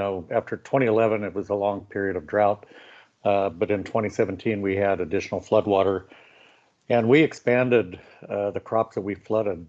We flooded walnuts, olives for oil, pistachios, alfalfa. I mean, we really we brought water in a pistachio orchard up 2.5 feet up the trunk, and left the water on for quite some time. I was nervous about it. I think the grapes respond quicker when you have, they show the symptoms a lot easier. Pistachios really didn't show any changes in their leaf color or structure. But surprisingly, we didn't have any damage. And we did keep it on for quite some time. And I think we talked about the key, cold water is critical. Once your air temperatures come up and your water temperature increases, you lose the oxygen in the water, and all of a sudden you have a problem that you really need to address. So you really need to watch your crops closely, and maybe give them a break, dry it out, and come back again. But we honestly, even on olives, we didn't have any issues, which we had a lot of surprises. Yeah. Rick, you also do farm almonds and pistachios, which in each yes, and we would make it a practice if we ran surface water into anywhere from mid-October on, to utilize it with a post-harvest irrigation in the almonds as well, and found success of running the water slow, and then coming back within 10 days or 2 weeks once the water had moved on, and then irrigate them again. So a little different process than in vineyards, but still just as effective in getting water into our underground. Yeah. Joe, you brought up the issue of nitrate leaching, and it's certainly a big concern for our communities and domestic well systems. What do you folks? How are you looking at your nutrient management as you see trying to integrate it with recharge? Well, I think everyone now, because of the nitrate plans we have to do and all the information we have to turn in, I think everyone is watching how much nitrates they are putting on, and correlating it to the yields that are hauled off and how much you're putting on. So I think, and in grapes, we're not using a lot of nitrogen, so that's one of the benefits there too. Yeah. Yeah, we've established our own protocol on farm. If we think we're going to be flooding a field, we delay nitrogen applications just for that reason. We don't want to push nitrates down into our groundwater. We're also in the middle of a study with Helen Dahlke from UC Davis and DPR in doing pesticide movement studies on farm, and did a simulated recharge in February with collection of water at different levels in the field where we did the simulation. And we've had DPR test every one of our wells around any of our sites, that so we have a baseline. It's going to be a long-term study. So we're cognizant that nitrates, salts, and pesticides, herbicides can move down to your water, and I think that's one of the data gaps that's out there, and we hope to fill some of the questions that are arising. Yeah. Rick, do you have anything to add on that? Yes, any of our post-harvest fertilizers would come after we do the flooding. Certainly with the cost of fertilizers and long-range repercussions, we would not want to leach those in, but we find that running a good clean source of surface water from our Sierras very effective in the solution through dilution with the type of water that we're percolating in. Yeah, great. Joe, you brought up the question about cost. You don't want to throw away fertilizer. What about the cost just of doing recharge? All of you are doing this. Either Don's investing a lot in this on his place, and Joe the same. Rick, you're part of a district that has offered incentives. What's the cost to you as a grower of doing recharge, and do you see a return on that cost? Yeah, I'll take a stab at it. First of all, ours was kind of naturally done, so there really wasn't a cost, so there wasn't a pumping cost. But some of the other projects, and later on, I have a representative from North San Joaquin. That is always a concern: is who is benefiting from it, who is paying for it, and those who are benefiting for it or from it, should they be paying part of the cost? And whether you're berming up a field and there's cultivation costs or utility costs, who is really benefiting, and how do we spread it over and make it equal to everyone? Yeah, I mean, are these? I guess you haven't actually paid the cost. Don, you've pumped water. Rick, you've spread and set up your fields for this. How significant are these costs relative to your other production costs? Yeah, I mean, we look at it as we think we're somewhere between 40 and 60 per acre foot. But if you start factoring in the conveyance, we put in a 500 CFS canal that was supposed to be a project that was supposed to be a $7 million project with a grant, $5 million grant and $2 million match, that turned into a $13 million project just because of the time period and delays and red tape but we know we have to do it. To build structures like that, they need to be big. They need to capture water when it's available. It's an investment. It's an area, we're 100% groundwater pumped, and there's no infrastructure for surface water. So we have to make the investment if we want to continue to farm. Yeah. Go ahead, Rick. District has built and maintained a phenomenal delivery conveyance system. We're able to utilize those, and then with existing pipelines and valves that were established originally, and then some of the newer development, we have maintained those pipelines, implemented valves in each row that are out of the way for equipment in terms of your cultural practices, yet available for our flood irrigation that we do. So our cost involves the cost of the water mainly, and on long years, the district has worked with growers at the end of the year to we reduce the cost of water for everyone in the district. Many at that time, late in the season, our costs have been covered for the operation of the district. We have a lot of water to move, and we want to keep it within the district. So I would concur with Don. We're probably running $40 to $60 by the time you factor in the water and labor, that type of thing. But very beneficial to get that water into our underground, keep it in the district. That's great. All of you have within your fields, you mentioned having a flood system. A lot of places have converted over to drip systems. And do you think that recharge can be done through drip micro sprinkler systems, or do those locations need to have a flood system put back in? Because that's certainly going to be a higher cost. And those costs I showed you on the screen, from $50 or $60 up to $120 for on-farm recharge. Those 120 ones were, the amortized cost for putting in a flood system. What's your sense on that? Do we need to put more flood systems back in?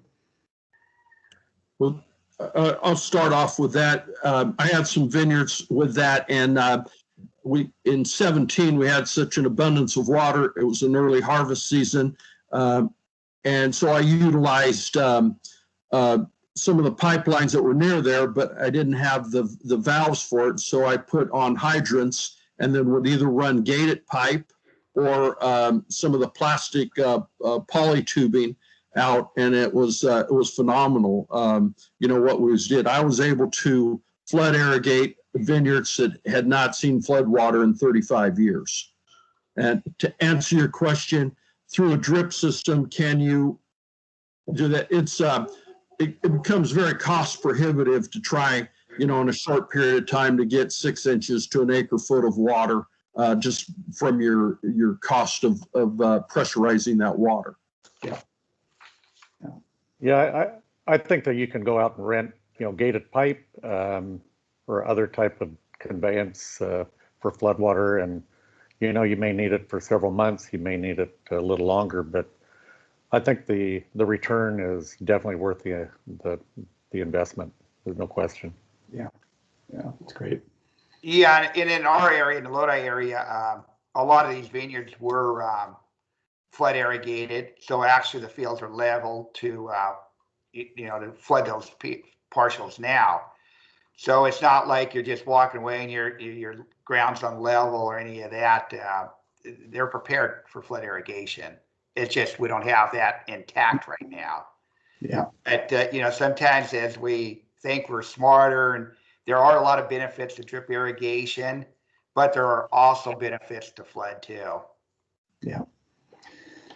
Taking it back to the FloodMAR concept, which this, rather than just being about the recharge, as we think about more of our precipitation coming as rain and less as snow, unless we move into the reservoir reoperations descriptions that we had, we heard about from the FloodMAR team, if we start to get big river flows from rainfall runoff events, what do you think is the potential for on-farm recharge to capture more of that water, and how's that timing going to work out for you? Rick, you're talking a lot about the fall season.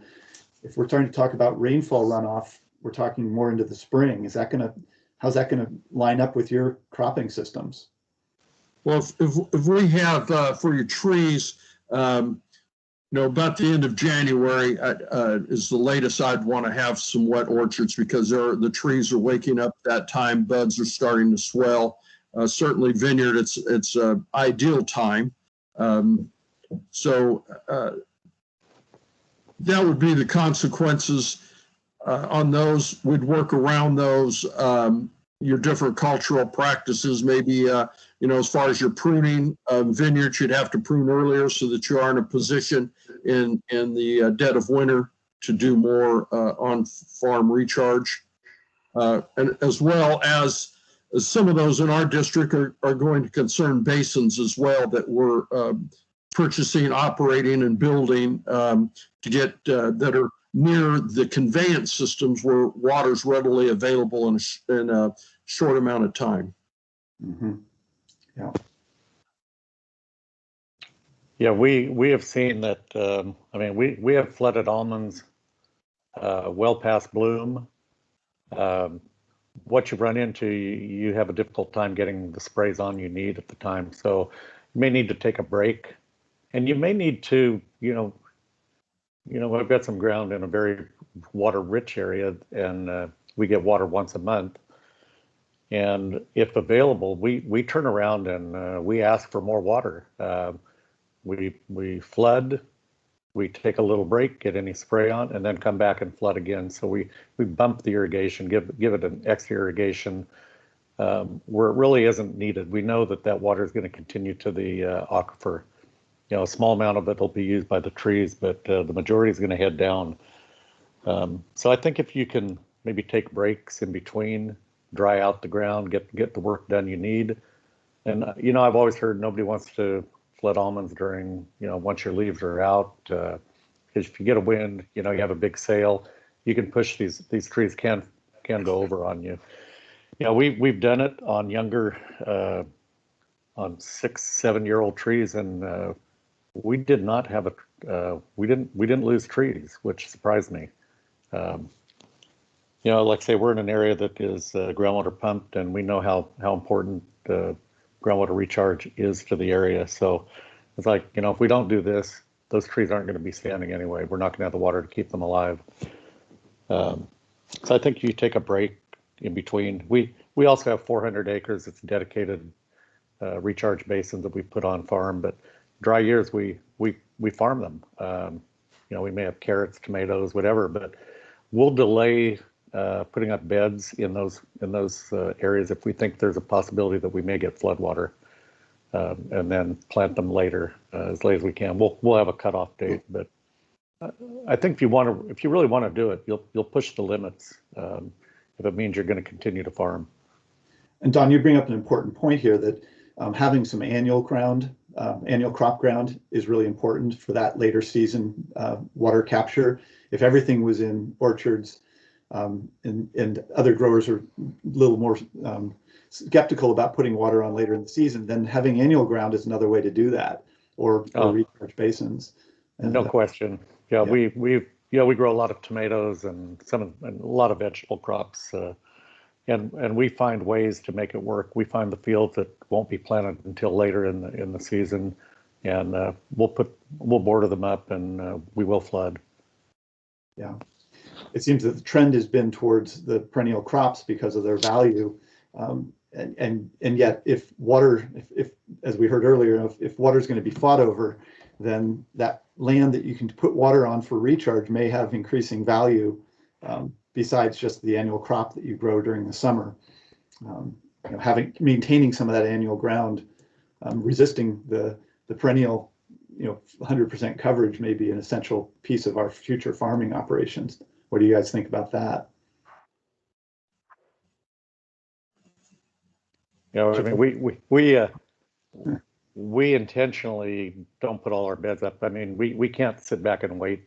We farm a lot of acres, and we know we can't sit back and wait forever. So we do get some of the heavier ground bedded up early, but a lot of the sandier ground that we know will recharge well, we'll sit back and wait and see what the water year looks like, and we know we can put water on them fairly quickly because same thing. We kept all of our old flood systems in place. We didn't take them out, and although we do find the cold water tends to crack the cement pipes. Interesting, some of the problems you run into. Yeah. Even with farming, with the weather and everything else we have to deal with, a lot of it is calendar events, and what I mean by that, timing of bloom is somewhat consistent. Harvest, you have early and late, but your cultural practices are kind of done by a calendar, so it does give the opportunity to plan ahead. And whether you want to put it on post harvest or right before you prune or after you prune vineyards, a lot of this could be managed and planned out. Yeah. Great. And I think, in vineyards too, we found a little pushback from our buyer. They weren't thrilled with all the water we put on there. They said it was fine during the dormant season, but any later than that, they weren't very happy. But I mean, we're not, our wine probably ends up in a box somewhere, not in a $120 bottle. So just tell them you're doing a sustainable program, and this is part of it. Yeah, exactly. Yeah, might be a different story in Lodi. No, don't work here either. I think one of the key words was farmers find a way. Yes. Yeah. Yeah, I mean, I think the GREP program is excellent. It really gives a good overview, but go ask the farmer who's farming the ground where that water is going to disappear quickly, and they can tell you exactly what part of the field, which part of the field. Absolutely. I mean, we know our land pretty well, and where the recharge is going to be really successful. Yeah, and I think a coming up speaker will describe that with the El Costa project. Yeah. Yeah, and just to be clear, the GRAD is really not so much a tool for farmers. It's when you're trying to look at 3,000 different fields as a district manager or a GSA manager, trying to figure out, how much water could we possibly place out there. No, it's a great program, Daniel. Yeah. I don't want to take anything away from it. No, but farmers do ask, how can I use it? And there's not, farmers, you guys know more about your land than any public data is ever going to tell you that. You know, one thing we really have to look at is, you know, in the 40 years that I've been doing this, in the last maybe 10 years, we've been putting on winter applications of water because it's been so dry. And so our irrigation season has actually been getting extended out. And that's why it's very, very important how we have to learn how to manage it in this wet years and how to manage your water irrigation in the dry years. Yeah. Don, we have a question from Matt about, actually there's two questions here. One is, do the growers in the Kings utilize the flood easement areas for recharge? You want to respond to that? I assume the flood easements. Flood easement. I assume he's referring to the flood easements you have on your place. No, actually, Daniel, what I'm thinking is there's a lot of flood easements below Fresno that were bought a long time ago, and they can be flooded. But is that factored into the planning through the GSAs and the GSP and things like that? Because I know FID had a lot of, and the Fresno had a lot of flood easements down there below the city between your farming operation and the city. You're right. And no, they are not being used. They are in farmland, and that has not happened. And matter of fact, some of them are outside of their GSA, so I don't anticipate them using them. It'd be great if they did. Yeah. And then the other question that Matt brings up, which sort of ties into, Don, your comment about your buyers having some pushback. Are buyers looking at water recharge, groundwater recharge, as a sustainability practice? Or have you been able to market in any way the fact that you're managing your water this way for long-term, supply reliability? We know that our buyers are looking to us as being involved in groundwater recharge, and I think hopefully being able to continue to farm the land that we have now. Right now, I've even had buyers calling for 2022, wanting to know what the water situation is going to be, whether we're going to be able to continue to grow the same number of acres. So the buyers are keenly aware of what's going on. I think they were sitting back thinking that Sigma really wasn't going to affect their operation, and it's coming in hard and fast right now, and it is definitely on their radar. And yeah, they look at situations like this where additional water is being brought in, and hopefully we'll be able to continue to farm as much land as we can. Yeah. I just want to encourage participants, if you have any questions, you can put them in the chat or you can raise your hand. We're open for audience questions at this point, so please join in or turn on your mic if you have a question. Let's see. Matt also asked, what are your bankers asking, and how are bankers looking at water reliability and recharge? I'll try tackling that one. North San Joaquin, I'll represent North San Joaquin here. We cover a lot of ground, but we're a very low budgeted district. And so a lot of our board of directors do a lot of work volunteering. And one of mine was taking phone calls, and it was amazing. The largest amount of phone calls I would receive asking questions about the district is from bankers and from appraisals people. And so it all ties together. And I was amazed by that when you're taking these calls, and why is a banker calling, or someone appraising the property, why are they calling? And I think we all know the answer: land values. Yeah, we see a big difference between the haves and have-nots in our region. Those that have great water supplies, it may be a probably $10,000 to $15,000 difference in land values, and the bankers really want to know if you have two water supplies. That's their best situation. They don't like it when you just have groundwater, although they've been supportive, and they know that we're doing everything we can to fix the problem. Our GSA charges $19 per acre, highest in the basin, we had growers that wanted to pay as high as $100 per acre to the GSA because of our growers are really cognizant of the situation and want to do everything they can to keep as much land in production. So they're all in on it. It's amazing. Yeah. Another question for you all. I mean, thinking about the East San Joaquin, where we've got 16 different 16 GSAs, a number of different water districts. I think several of you farm in multiple districts. What are you seeing in terms of the need for alignment across a groundwater basin?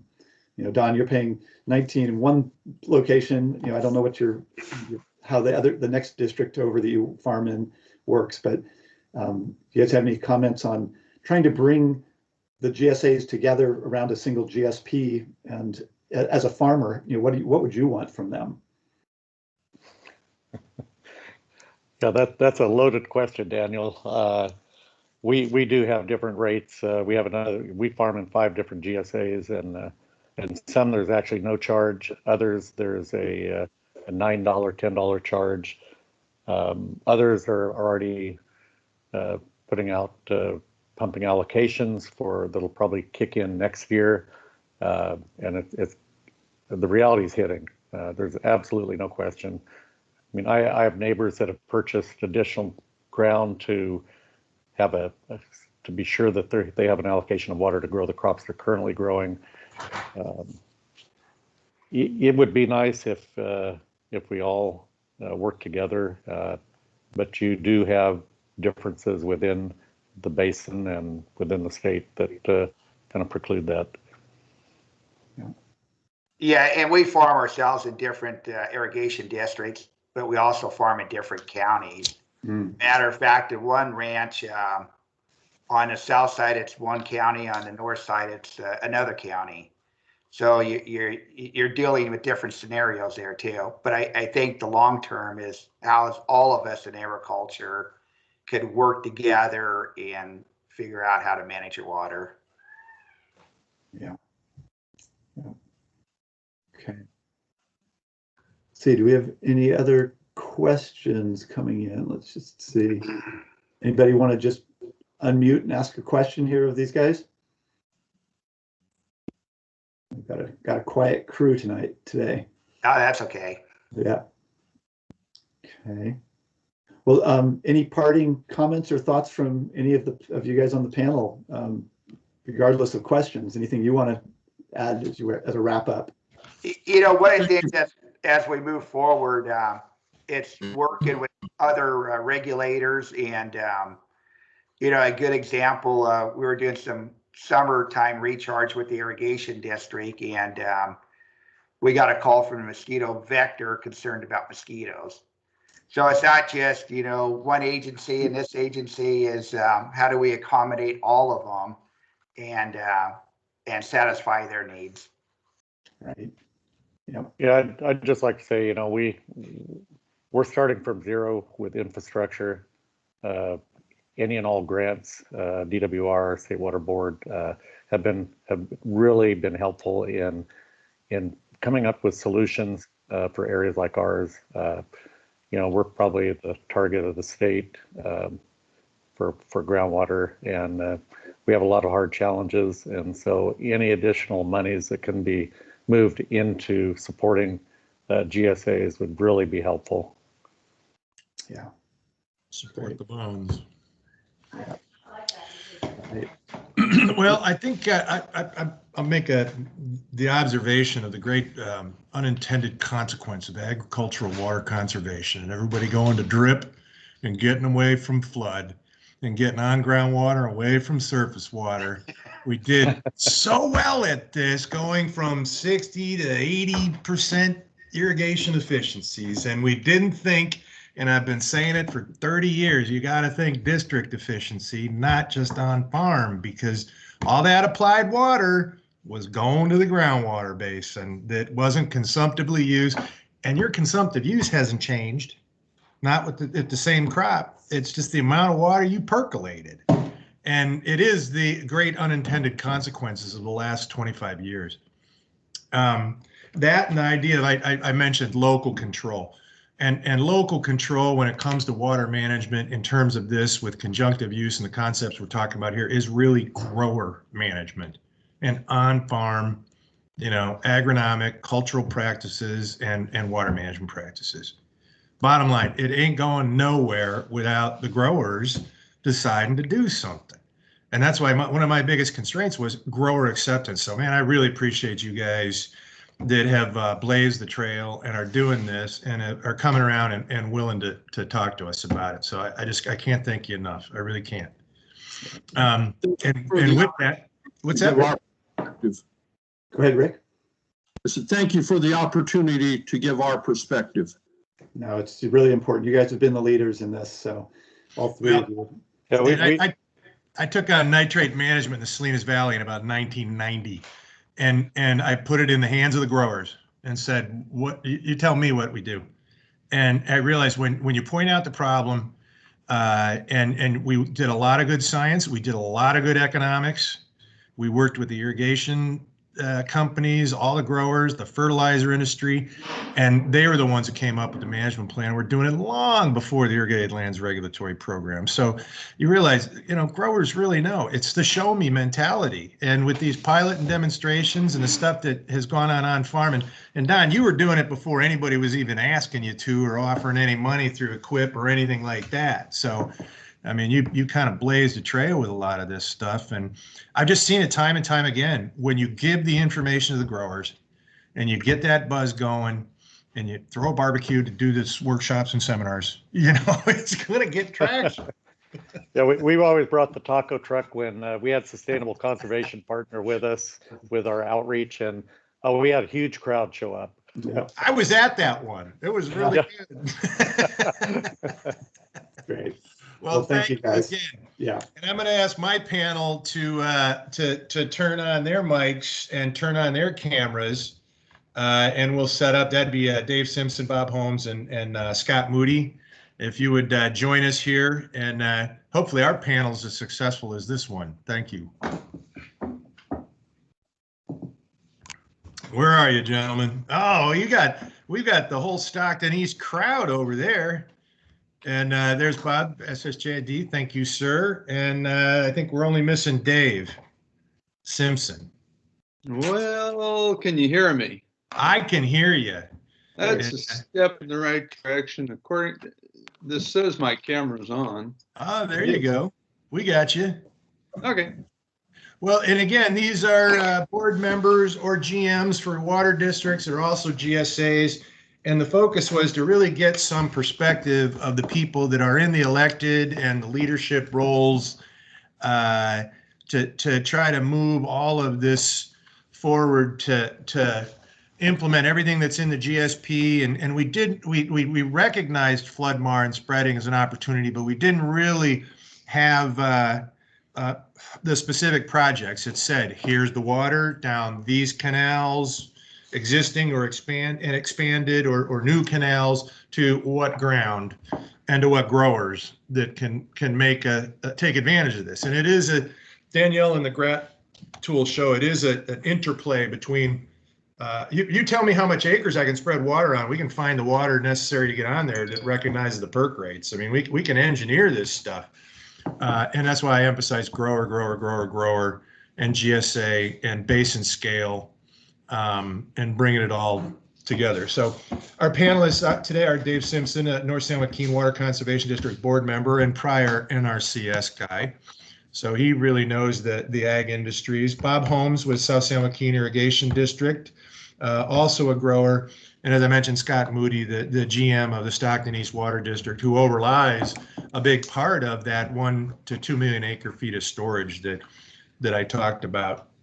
And I guess with the panel, my first question would be, what were the general impressions or takeaway messages that you got from the workshop so far, both from the tech guys and engineers and Daniel and the other growers? And I'd ask that, and any one of you wants to start off. What'd you get out of this?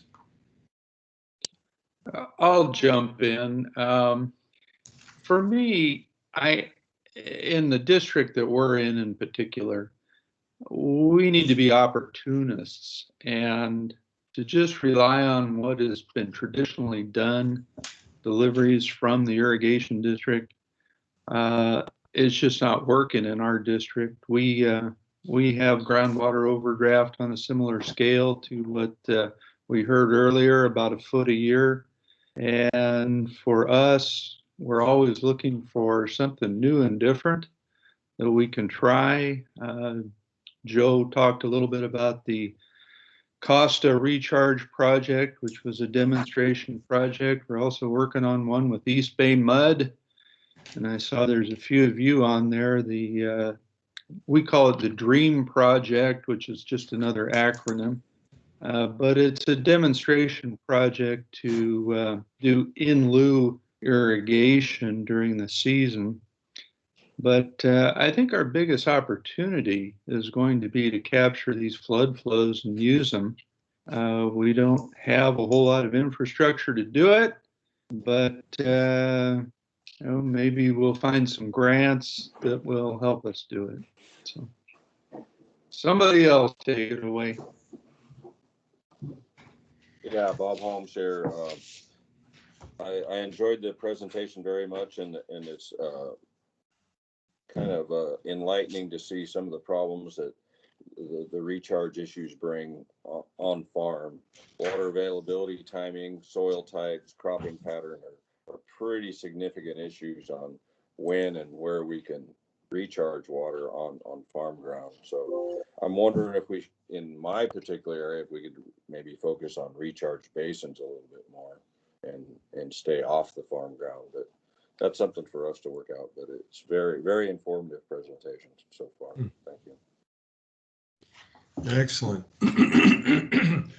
And I draw out Scott. What'd you hear, Scott? I think you're muted, Scott. Mr. Moody. Goodness sakes, did we lose Stockton East? Oh no. Well, while we're waiting for him, I heard what Bob said about the recharge basins, and that's also something that we're looking at in North San Joaquin. I know Stockton East has a couple, and that would really help us to integrate a recharge basin. We have the Tracy Lake project where we can take advantage of flows in the McCollum River, like when Woodbridge Irrigation drains the Lodi Lake in the summertime or in the wintertime to do maintenance, canal maintenance. We heard about that needing to be integrated. Well, we can turn on some pumps right down below the dam and fill up this Tracy Lake, and then use that to irrigate about 500 acres of ground. So, again, it's just being an opportunist and looking for those types of projects. Excellent. Well, I would ask that, being very specific to our area and, all really representing the East San Joaquin in different parts of the geography, most north being North San Joaquin, Stockton East in the center, and with the possibilities of consolidation with Central San Joaquin and SSJID to the south. What are the opportunities, say, if you take your GSA hat off and put your GWA hat on and think regionally, what are the opportunities within the East San Joaquin that could realize FloodMAR or any types of recharge projects that you see? I'll take that. Pretty obviously locally, centrally located. It kind of happens already with the Farmington Dam situation. If that could be repurposed to store some floodwaters that it catches already to be pushed into a canal system. One of our projects is also moving water from South San Joaquin Irrigation District during the season to other districts within the region. So as cooperation moves forward and projects get done and infrastructure gets built, there's lots of possibilities to keep the surface water South San Joaquin has within our basin. as a big infrastructure, and that's one of those integrated ones that would have some flood risk reduction benefits as well as some water supply, and give us some elasticity in the operations of things. Well, and on the north end, Dave, I know that, you know, we had shot for a Water Smart grant to work on the south system improvements and bringing back what was the surface water delivery system. And the same with the north system. We chose that through the GWA as the one project that could be submitted on behalf of the whole basin. And unfortunately, we weren't successful in that pursuit. So, yeah, I mean, those we know of. What can we do to advance that opportunity as a basin? Where do you need help too, I guess? I honestly think that we need to convince the people. We're all conditioned to go outside, push button on well, water comes out of the ground, and we irrigate. We have no groundwater use fee. You know, I heard the gentleman from Terra Nova talking about $19 an acre. We had a groundwater fee that lasted, I want to say, 2 years and was overturned. And that was $6 an acre, and it was nothing. And without finding a source of revenue to build a recharge program, we have to pump water out of the river. We can't gravity anything, and it costs money to pump it. And the North System project that we're trying to do is replacing a roughly 40-year-old system that hasn't, well, maybe older than that hasn't operated in the last 15 years. So we've been very efficient at converting over to drip and micro sprinkler, and now we need to go back the other way so we can distribute the water over a wider area and get it into the aquifer. Yeah, I could ramble on forever about this, but I think it's just incumbent on us as directors trying to manage this public resource to look for opportunities. I know I've said that several times, and we're just going to keep plugging away, whether it's grant money, you know, that becomes our real source of money for capital improvements. And when we don't get them, we don't do any work. You know, we're hurting. What do you see as the biggest? You represent North, you represent the South. What's the commonality, and how do we play on that commonality to find funding for basin scale, to meet basin scale sustainability goals? Or are we stuck in our silos between our different geographies by virtue of administrative boundaries? We don't have to be stuck in our silos.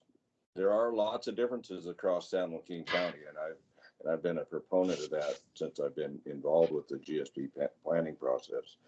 But I think a lot of it might come back to just grower engagement and acceptance. One of the things I got out of this previous presentation was from Don Cameron, was his buy-in into the importance of recharge and groundwater sustainability for the existence of his livelihood. And I think we need to see more of that buy-in across San Joaquin County with our growers and even within the cities, because it's going to be a partnership of all of us to get this done. So. Is there opportunity? I've been pitching the idea of, well, geez, you know, we're all in this together. And is there opportunity for a regional revenue generation scheme and then a regional revenue distribution scheme that could work, knowing what you all know about about the area and the long history that we've had here. We always talk about at the GWA, we know what our costs are. What's our cost distribution across the GWA? Is there a revenue generation mentality and then a revenue sharing and distribution strategy that could work for us? With grower and city buy-in, I think there would be. Until you get to that point to where you have the lever or everybody realizes the true need of regional groundwater recharge, it's going to be tough. But in the meantime, you're going to have to get grower buy-in. And I like the data earlier that showed the regional benefits of groundwater recharge. So maybe some of this funding's got to come from the state level, to where some of these groundwater recharge, even Merced showed almost 50% of the water, or 40-some% going outside the basin. So that's significant. We have irrigation districts here in our basin, like Oakdale and South San Joaquin, which partner on the Stanislaus River, but we've got benefits going not only to our basin, but basins to the south. And, the differences from North San Joaquin to South San Joaquin are always going to be there, but doesn't mean we can't work together. Well, and Stockton East is back, and that is the bridge between North and South. So I'll bring you guys back into the dialogue and hit you with we asked for the general impressions, and that's when you guys kind of fell off, and just get those general impressions of this forum and the information we delivered today. I think you're muted. We see you now. Well, I could see them all along, but I still haven't heard from them.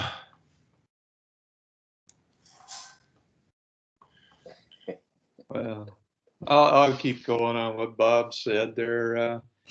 If South San Joaquin is looking to expand, North San Joaquin is ready, willing, and able to be absorbed into South San Joaquin.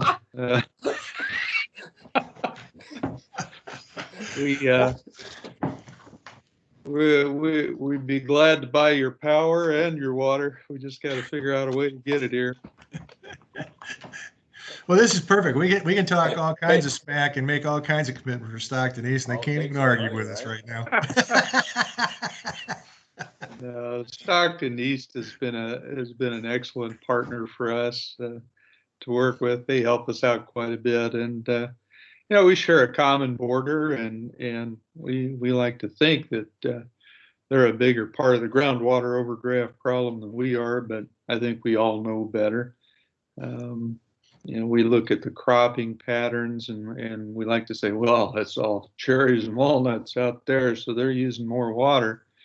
But that gets us nowhere. We all have to agree to work together to manage this basin, and when we do, when I can convince my neighbors to pony up a little bit of money, I mean, $6 an acre, good grief, I can't go outside and do anything for $6 an acre without some sort of groundwater fee in our district. I don't hold out a whole lot of opportunity, I guess, or optimism is the word. Yeah, that goes to that ability and willingness to pay. Nobody wants to pay more. No, but, I keep hearing, so many, it's like a poor district. I've heard that from many districts where, is it a poor by virtue of an inability, an ability to pay, or just the willingness to pay? Well, we do have growers in this area that they tend to be maybe the larger growers, more diversified. Certainly Couts Farms that Joe Valente works at. There's Bob Cafesi. I could name half a dozen. Larry Metler, people that have ponied up a bunch of money to get these systems going.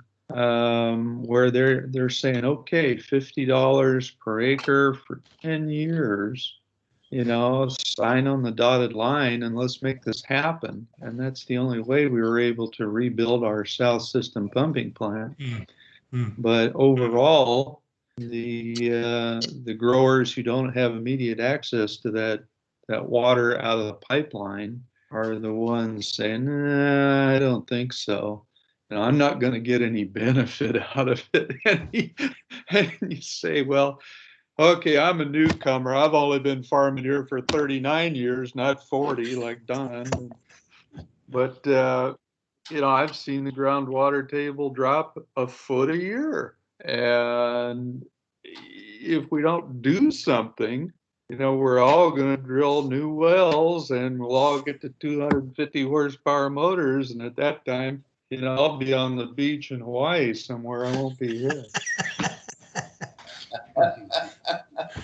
Well, we talk about opportunities and we talk about other people's money with the federal infrastructure coming, and I mentioned the state bond, the next state bond and things, but we got to have the local match. What do we got to do to overcome that and find local match revenues and avoid, like you experienced, like you say, you got some growers that are really ready to go and others that are going to sit on their hands and won't own the problem. How do we move forward to a shared set of solutions and funding, local cost share? All of our projects have had a local cost share component, and I think part of the issue, you talk about, well, federal funds and state funds. Well, those funds came from the growers that are on this conference. It's not your money and my money. They're the ones creating the jobs and making the economy go.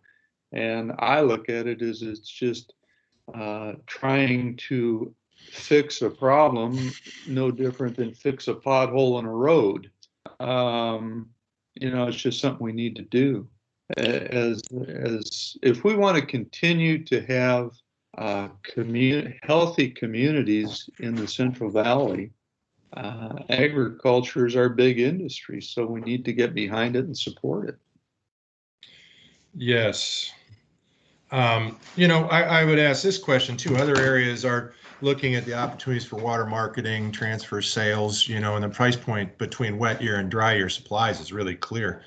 And Dave, you mentioned the DREAM project as one way of looking at partnerships with potential areas that are outside of the basin. And we've seen the acceptability of that concept grow with the DREAM project.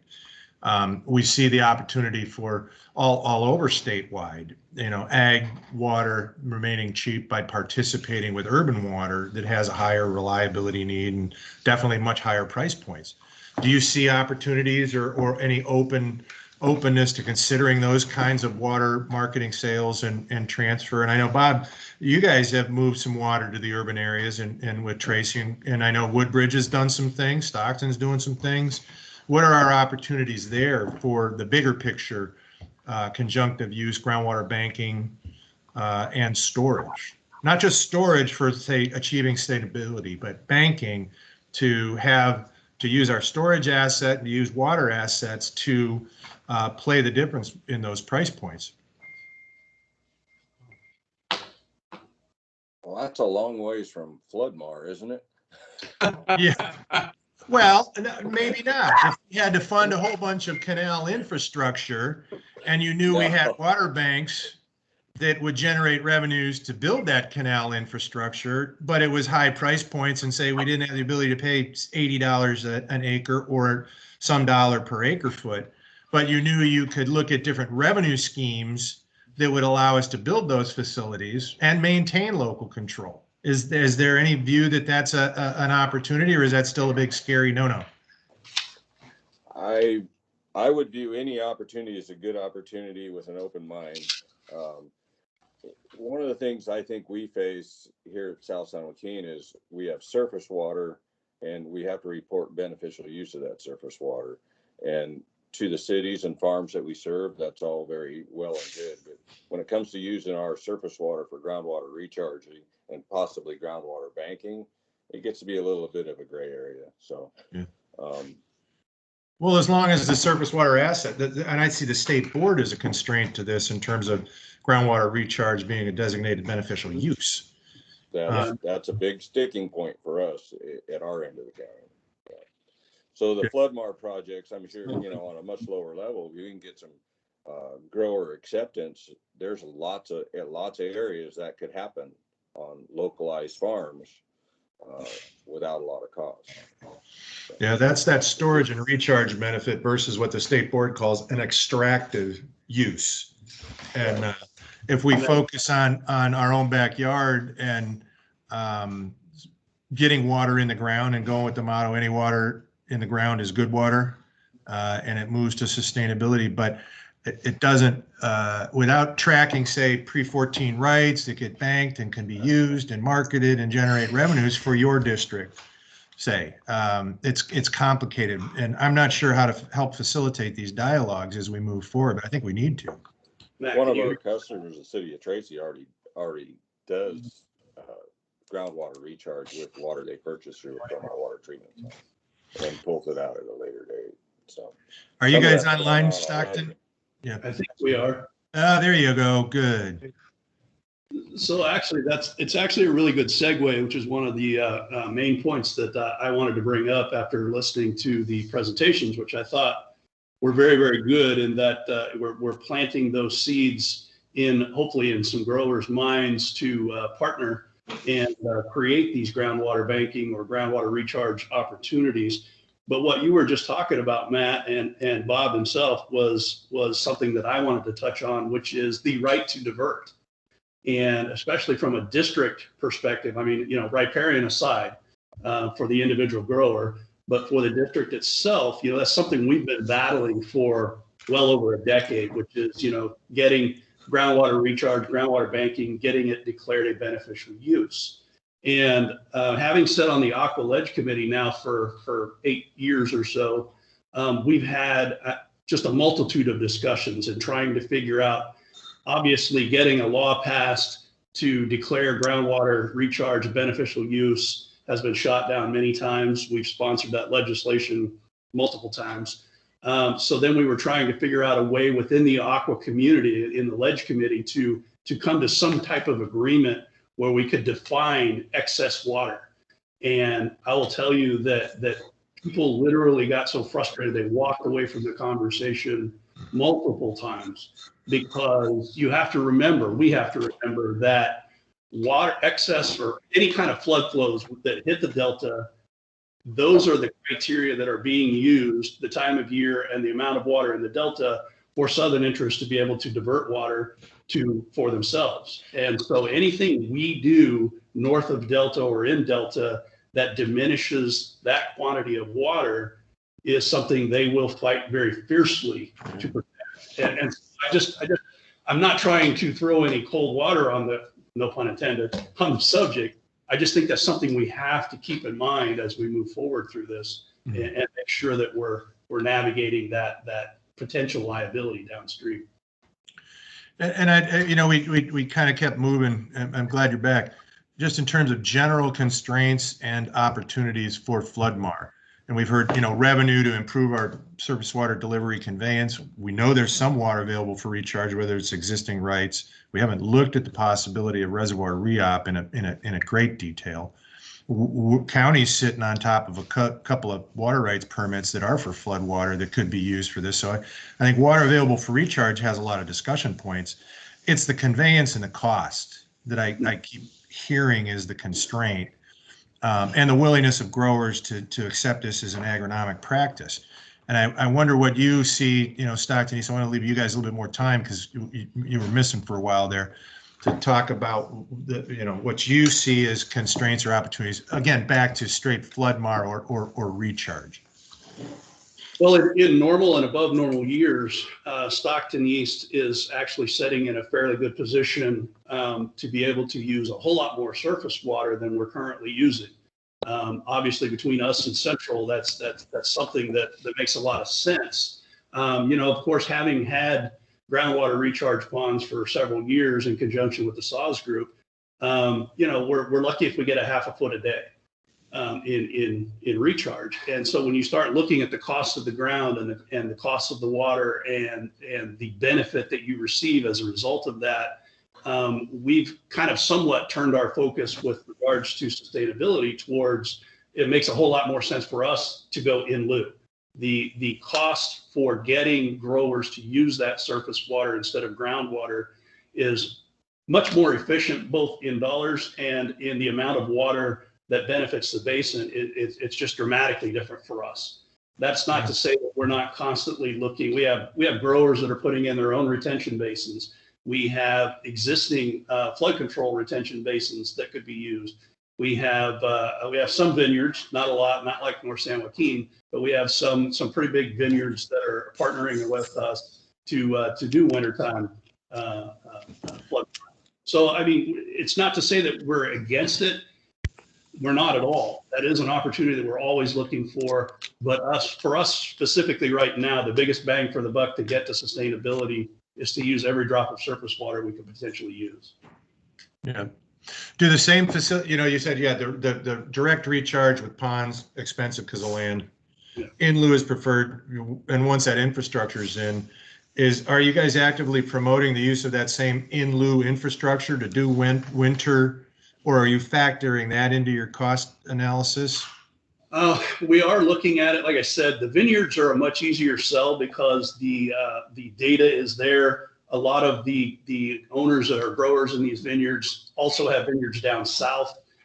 So they've already been doing this in past years. So they're actually quite excited and willing to go down that path with us. I think with trees, I think it's still new enough that a lot of the growers don't have the comfort level with applying water to their fields in the wintertime. I think that's something that today's presentation helps in getting that word out and getting more people to understand that there may be some opportunities there. So I think that's kind of where we're at. Mm. Well, I want to, at this point in time, ask the rest of the audience to offer up their questions, either by raising a hand or typing it into the chat feature here. And I didn't want to dominate the whole thing, although I'm really good at that, to see if there's others that want to ask our esteemed panel some questions here. I've still gotten people joining the meeting here, which is wonderful. And Christy, I'm looking at the chat, so if you see any hands, jump in and just say, "Hey, we have a question." Or are there questions that? Yeah, you have a question. Pardon me? You have a question from Joe Peterson. If he wants to unmute, he can go ahead and ask his question. Please do. If you would unmute, please, sir. Joe, can you unmute yourself? Can you unmute him, Christy? Can you hear me now?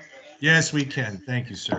Go ahead, Joe. Let me turn my other volume down. I've got you on the screen too, but I don't think my computer will work. Past president of the North San Joaquin Water Conservation District and a grower, one of the growers that Dave Simpson spoke of earlier, that is footing the $50 an acre for water that I have not seen or see in the near future. So I believe in what we're talking about here, but you want grower buy-in, and unfortunately our district doesn't have much of a water right. So I'm buying in, but it's very difficult to get other growers to buy in when they don't really have a water commitment. So I guess my question to you is, we have a very large water right holder on the McCollum River that is not using anywhere near their water right, and yet they're restricting our ability to guarantee our growers water. It's very difficult to get a grower to commit financially, to even commit to putting another additional pumping station in when they're going to get water maybe 3 years out of the 10 years.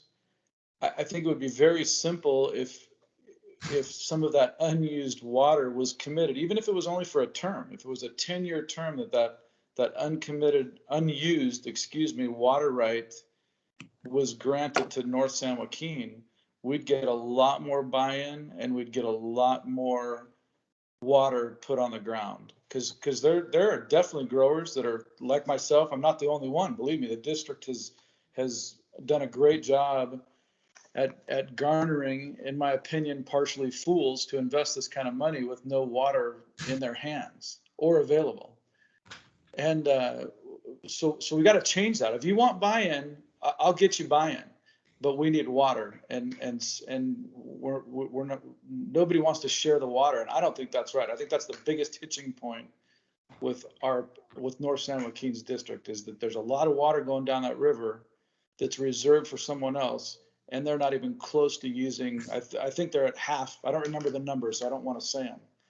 But it's to me, it's an embarrassing amount of water that's going down the river, and we can't touch it.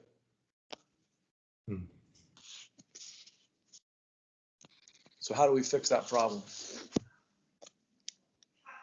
I would like to follow up and have some conversations about that one very specifically. I'm sorry, what was that? I would love to have some conversations about that one very specifically, actually, because the county has been paying somewhere between $30,000 and $60,000 a year to maintain that December to June water right. And what we need to do is define how it would be beneficially used and what facilities were going to be there. And we need to make some progress on painting our name on the drops. And this is the kind of water that FloodMAR is intended for. It's the flood waters in above normal and wet years. And again, so it's perfect for either direct recharge or spreading, because the availability is not in the in-lieu irrigation season. I think that's very important, and it would be part of the equation. But we have to be able to get the buy-in. We got to get the growers to say, hey, I'm not going to go push the button on my ground well. Invest in another system. We got to get some summertime water for them too. So I think if you get growers summertime water, they're going to really want to look at a FloodMAR program. That they're hand in hand, I guess. It's going to be a lot more difficult to get one and not the other. But there is a chance, though, if they're able to apply flood waters, and it'll allow them to continue to pump groundwater. So I do see a benefit there, a tie to that. But boy, if we could get both, I think you'd get an awful lot of buy-in from a lot of growers. Interesting. Anybody else from the audience? Raise your hand or submit a question. Or I'd ask the panel, are there questions you guys would want to ask of each other? Given that you represent kind of the north to south geography, is there a dialogue to be had that could be queued up by a question to each other? I think that all of our districts are facing these, what does the state term it, alternative minimum flow debate. You know, we're in the middle of that too, where all of a sudden the state wants to take even more water away from the water districts. You know, that to me is an issue when the state will come in and take your water right and say, well, we're gonna drain New Melones Reservoir this year for fish.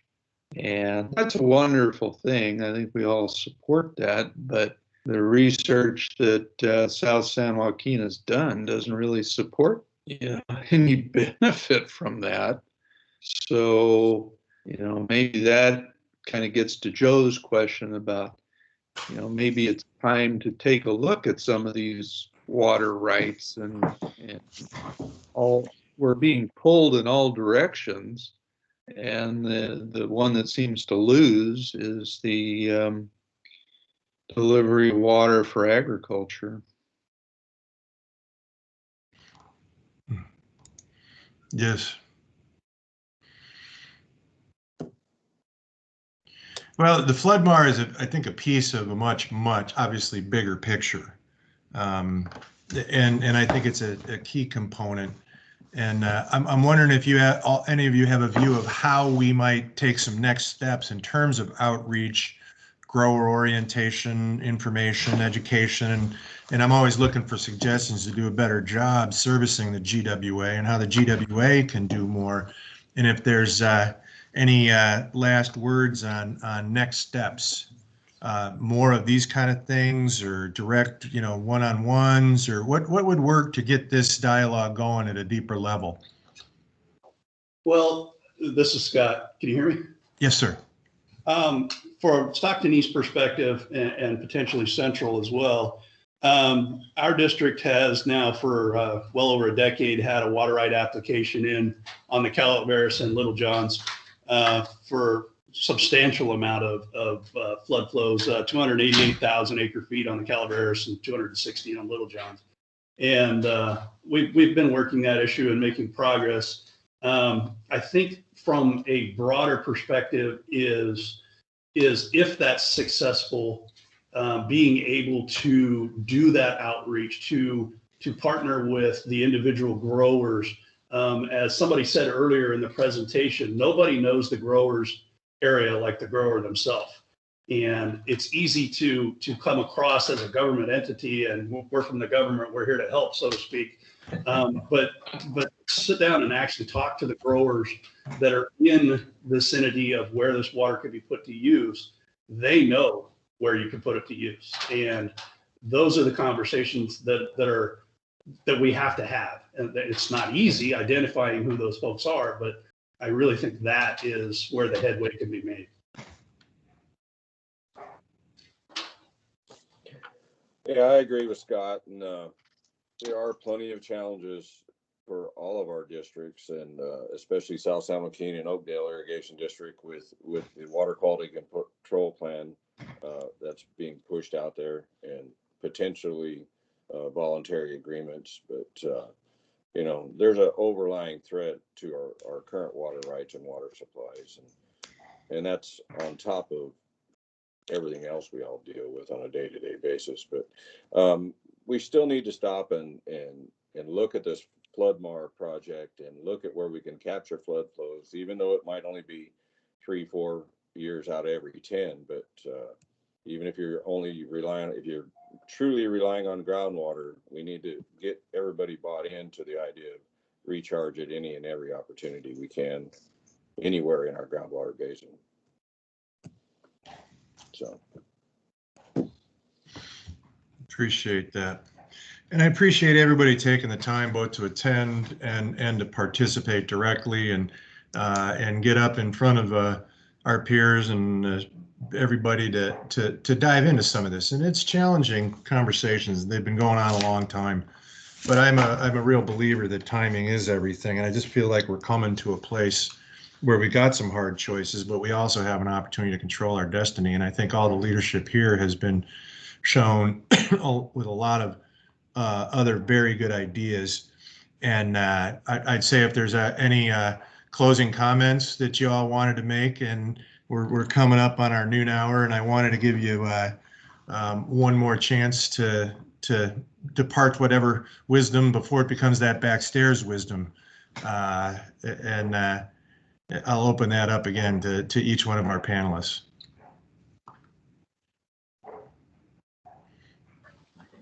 Well, I think this was good to have. I could tell by looking by the number of participants. Hopefully, we brought in some new blood into the conversation, if you will, or at least maybe spurred some new ideas amongst those who aren't new to the subject in a way to approach this. So I thought it was well worth the time, and I appreciate the effort. Thank you. Thank you, Scott. Yes, I do too. I appreciate the effort and the knowledge learned from the other districts, Merced and Fresno and Madera areas. There's lots to be learned there, and they're ahead of the curve on our basin a little bit on some of these recharge projects. But I think they're going to be vital to our basin here as we move forward. Yeah, I'm a big proponent of using every tool in the toolbox, and certainly capturing flood flows is one of those things we all need to look at, and our ability to capture it and to use the water to so I don't have to read all the posts on that Facebook group about the California water, about all the millions of gallons of water that go out through the Golden Gate. I did have the opportunity to explain to a group of teachers one time how much water was flowing past us and how much land that would irrigate, and it was essentially gone out of the district, what we could have used it for, and they were surprised. They really were. So I guess we just keep trying to get the word out and make it happen. Well, I think what I really hear is that grower to grower experience is just really, really key. And getting direct grower contact, and I'll be focusing discussions with the steering committee and TAC and things and going, hey, my takeaway is what I've kind of known is grower to grower exchange in places where it's been demonstrated, and doing some demonstration stuff like what we've done with some little pilot projects with Stockton East, where we'll be chasing some grants on. We'll be asking for some support next week. But I wanted to thank everybody, our partners in this effort, GWR and Jim and Karandev and Daniel Mountjoy from Sustainable Conservation, and thank them, as well as all of our panelists, Don and Joe and Rick at the Ag panel, and Dave Simpson, Bob Holmes, and Scott Moody here. You are just so greatly appreciated. And thanks again, and thanks audience members. I wish that I could talk to each one of you and find out what your takeaways were on this thing too, to help shape our thinking as we move forward to implement as the Groundwater Authority looks to partnering with the GSAs and helping facilitate those partnerships towards building real projects to get real water into the ground and accounted for. Because the good news is we have opportunities. The bad news is we got challenges, but I think none of them are insurmountable. And I think timing is everything, and let's make this time our time to really get some stuff done. And I want to thank the participants. And if there is any other backstairs wisdom, do not hesitate to drop us an email or any post event questions. I'm certainly out here, and I'm not going anywhere for a while anyways. And the GWA thanks you for your interest and your participation as well. And with that, we've finished 2 minutes early. And thank you. Thank and have you, a Matt. great day. Daniel, you got any closing thanks there? And I wanted to give GWR a chance to say goodbye and an appreciation if there is one too. I just really enjoyed hearing the water district's conversation and the interest in trying to find where you guys can leverage efforts together. If that's farmer outreach, I think that's a great takeaway, because if you don't have landowner buy-in to this, they are the ratepayer, they are the taxpayer, they are the land manager, and having their support and vision for this is critical, as you've heard from Don and Rick and Joe. So. And there's tools that we can offer to help the districts themselves then see, if you had all those growers on board, what are your options, and what amount of water of those winter flows that you're talking about do you actually have the capacity to capture, and where would it go? So, and my takeaway is kind of a scope of work I'm actually conceiving here is real mechanical next steps, to tell you the truth. Yeah. Jim, you came back on camera. How you doing? I'm doing good. Thanks, Matt, for having us, and thanks to your audience and all the input. And I guess my observation is that these conversations, the comments that I'm hearing are very similar across the state. So not unique to this area, but so these issues, need some resolution and we need to answer some questions, and we're hoping to move the ball on our end however we can.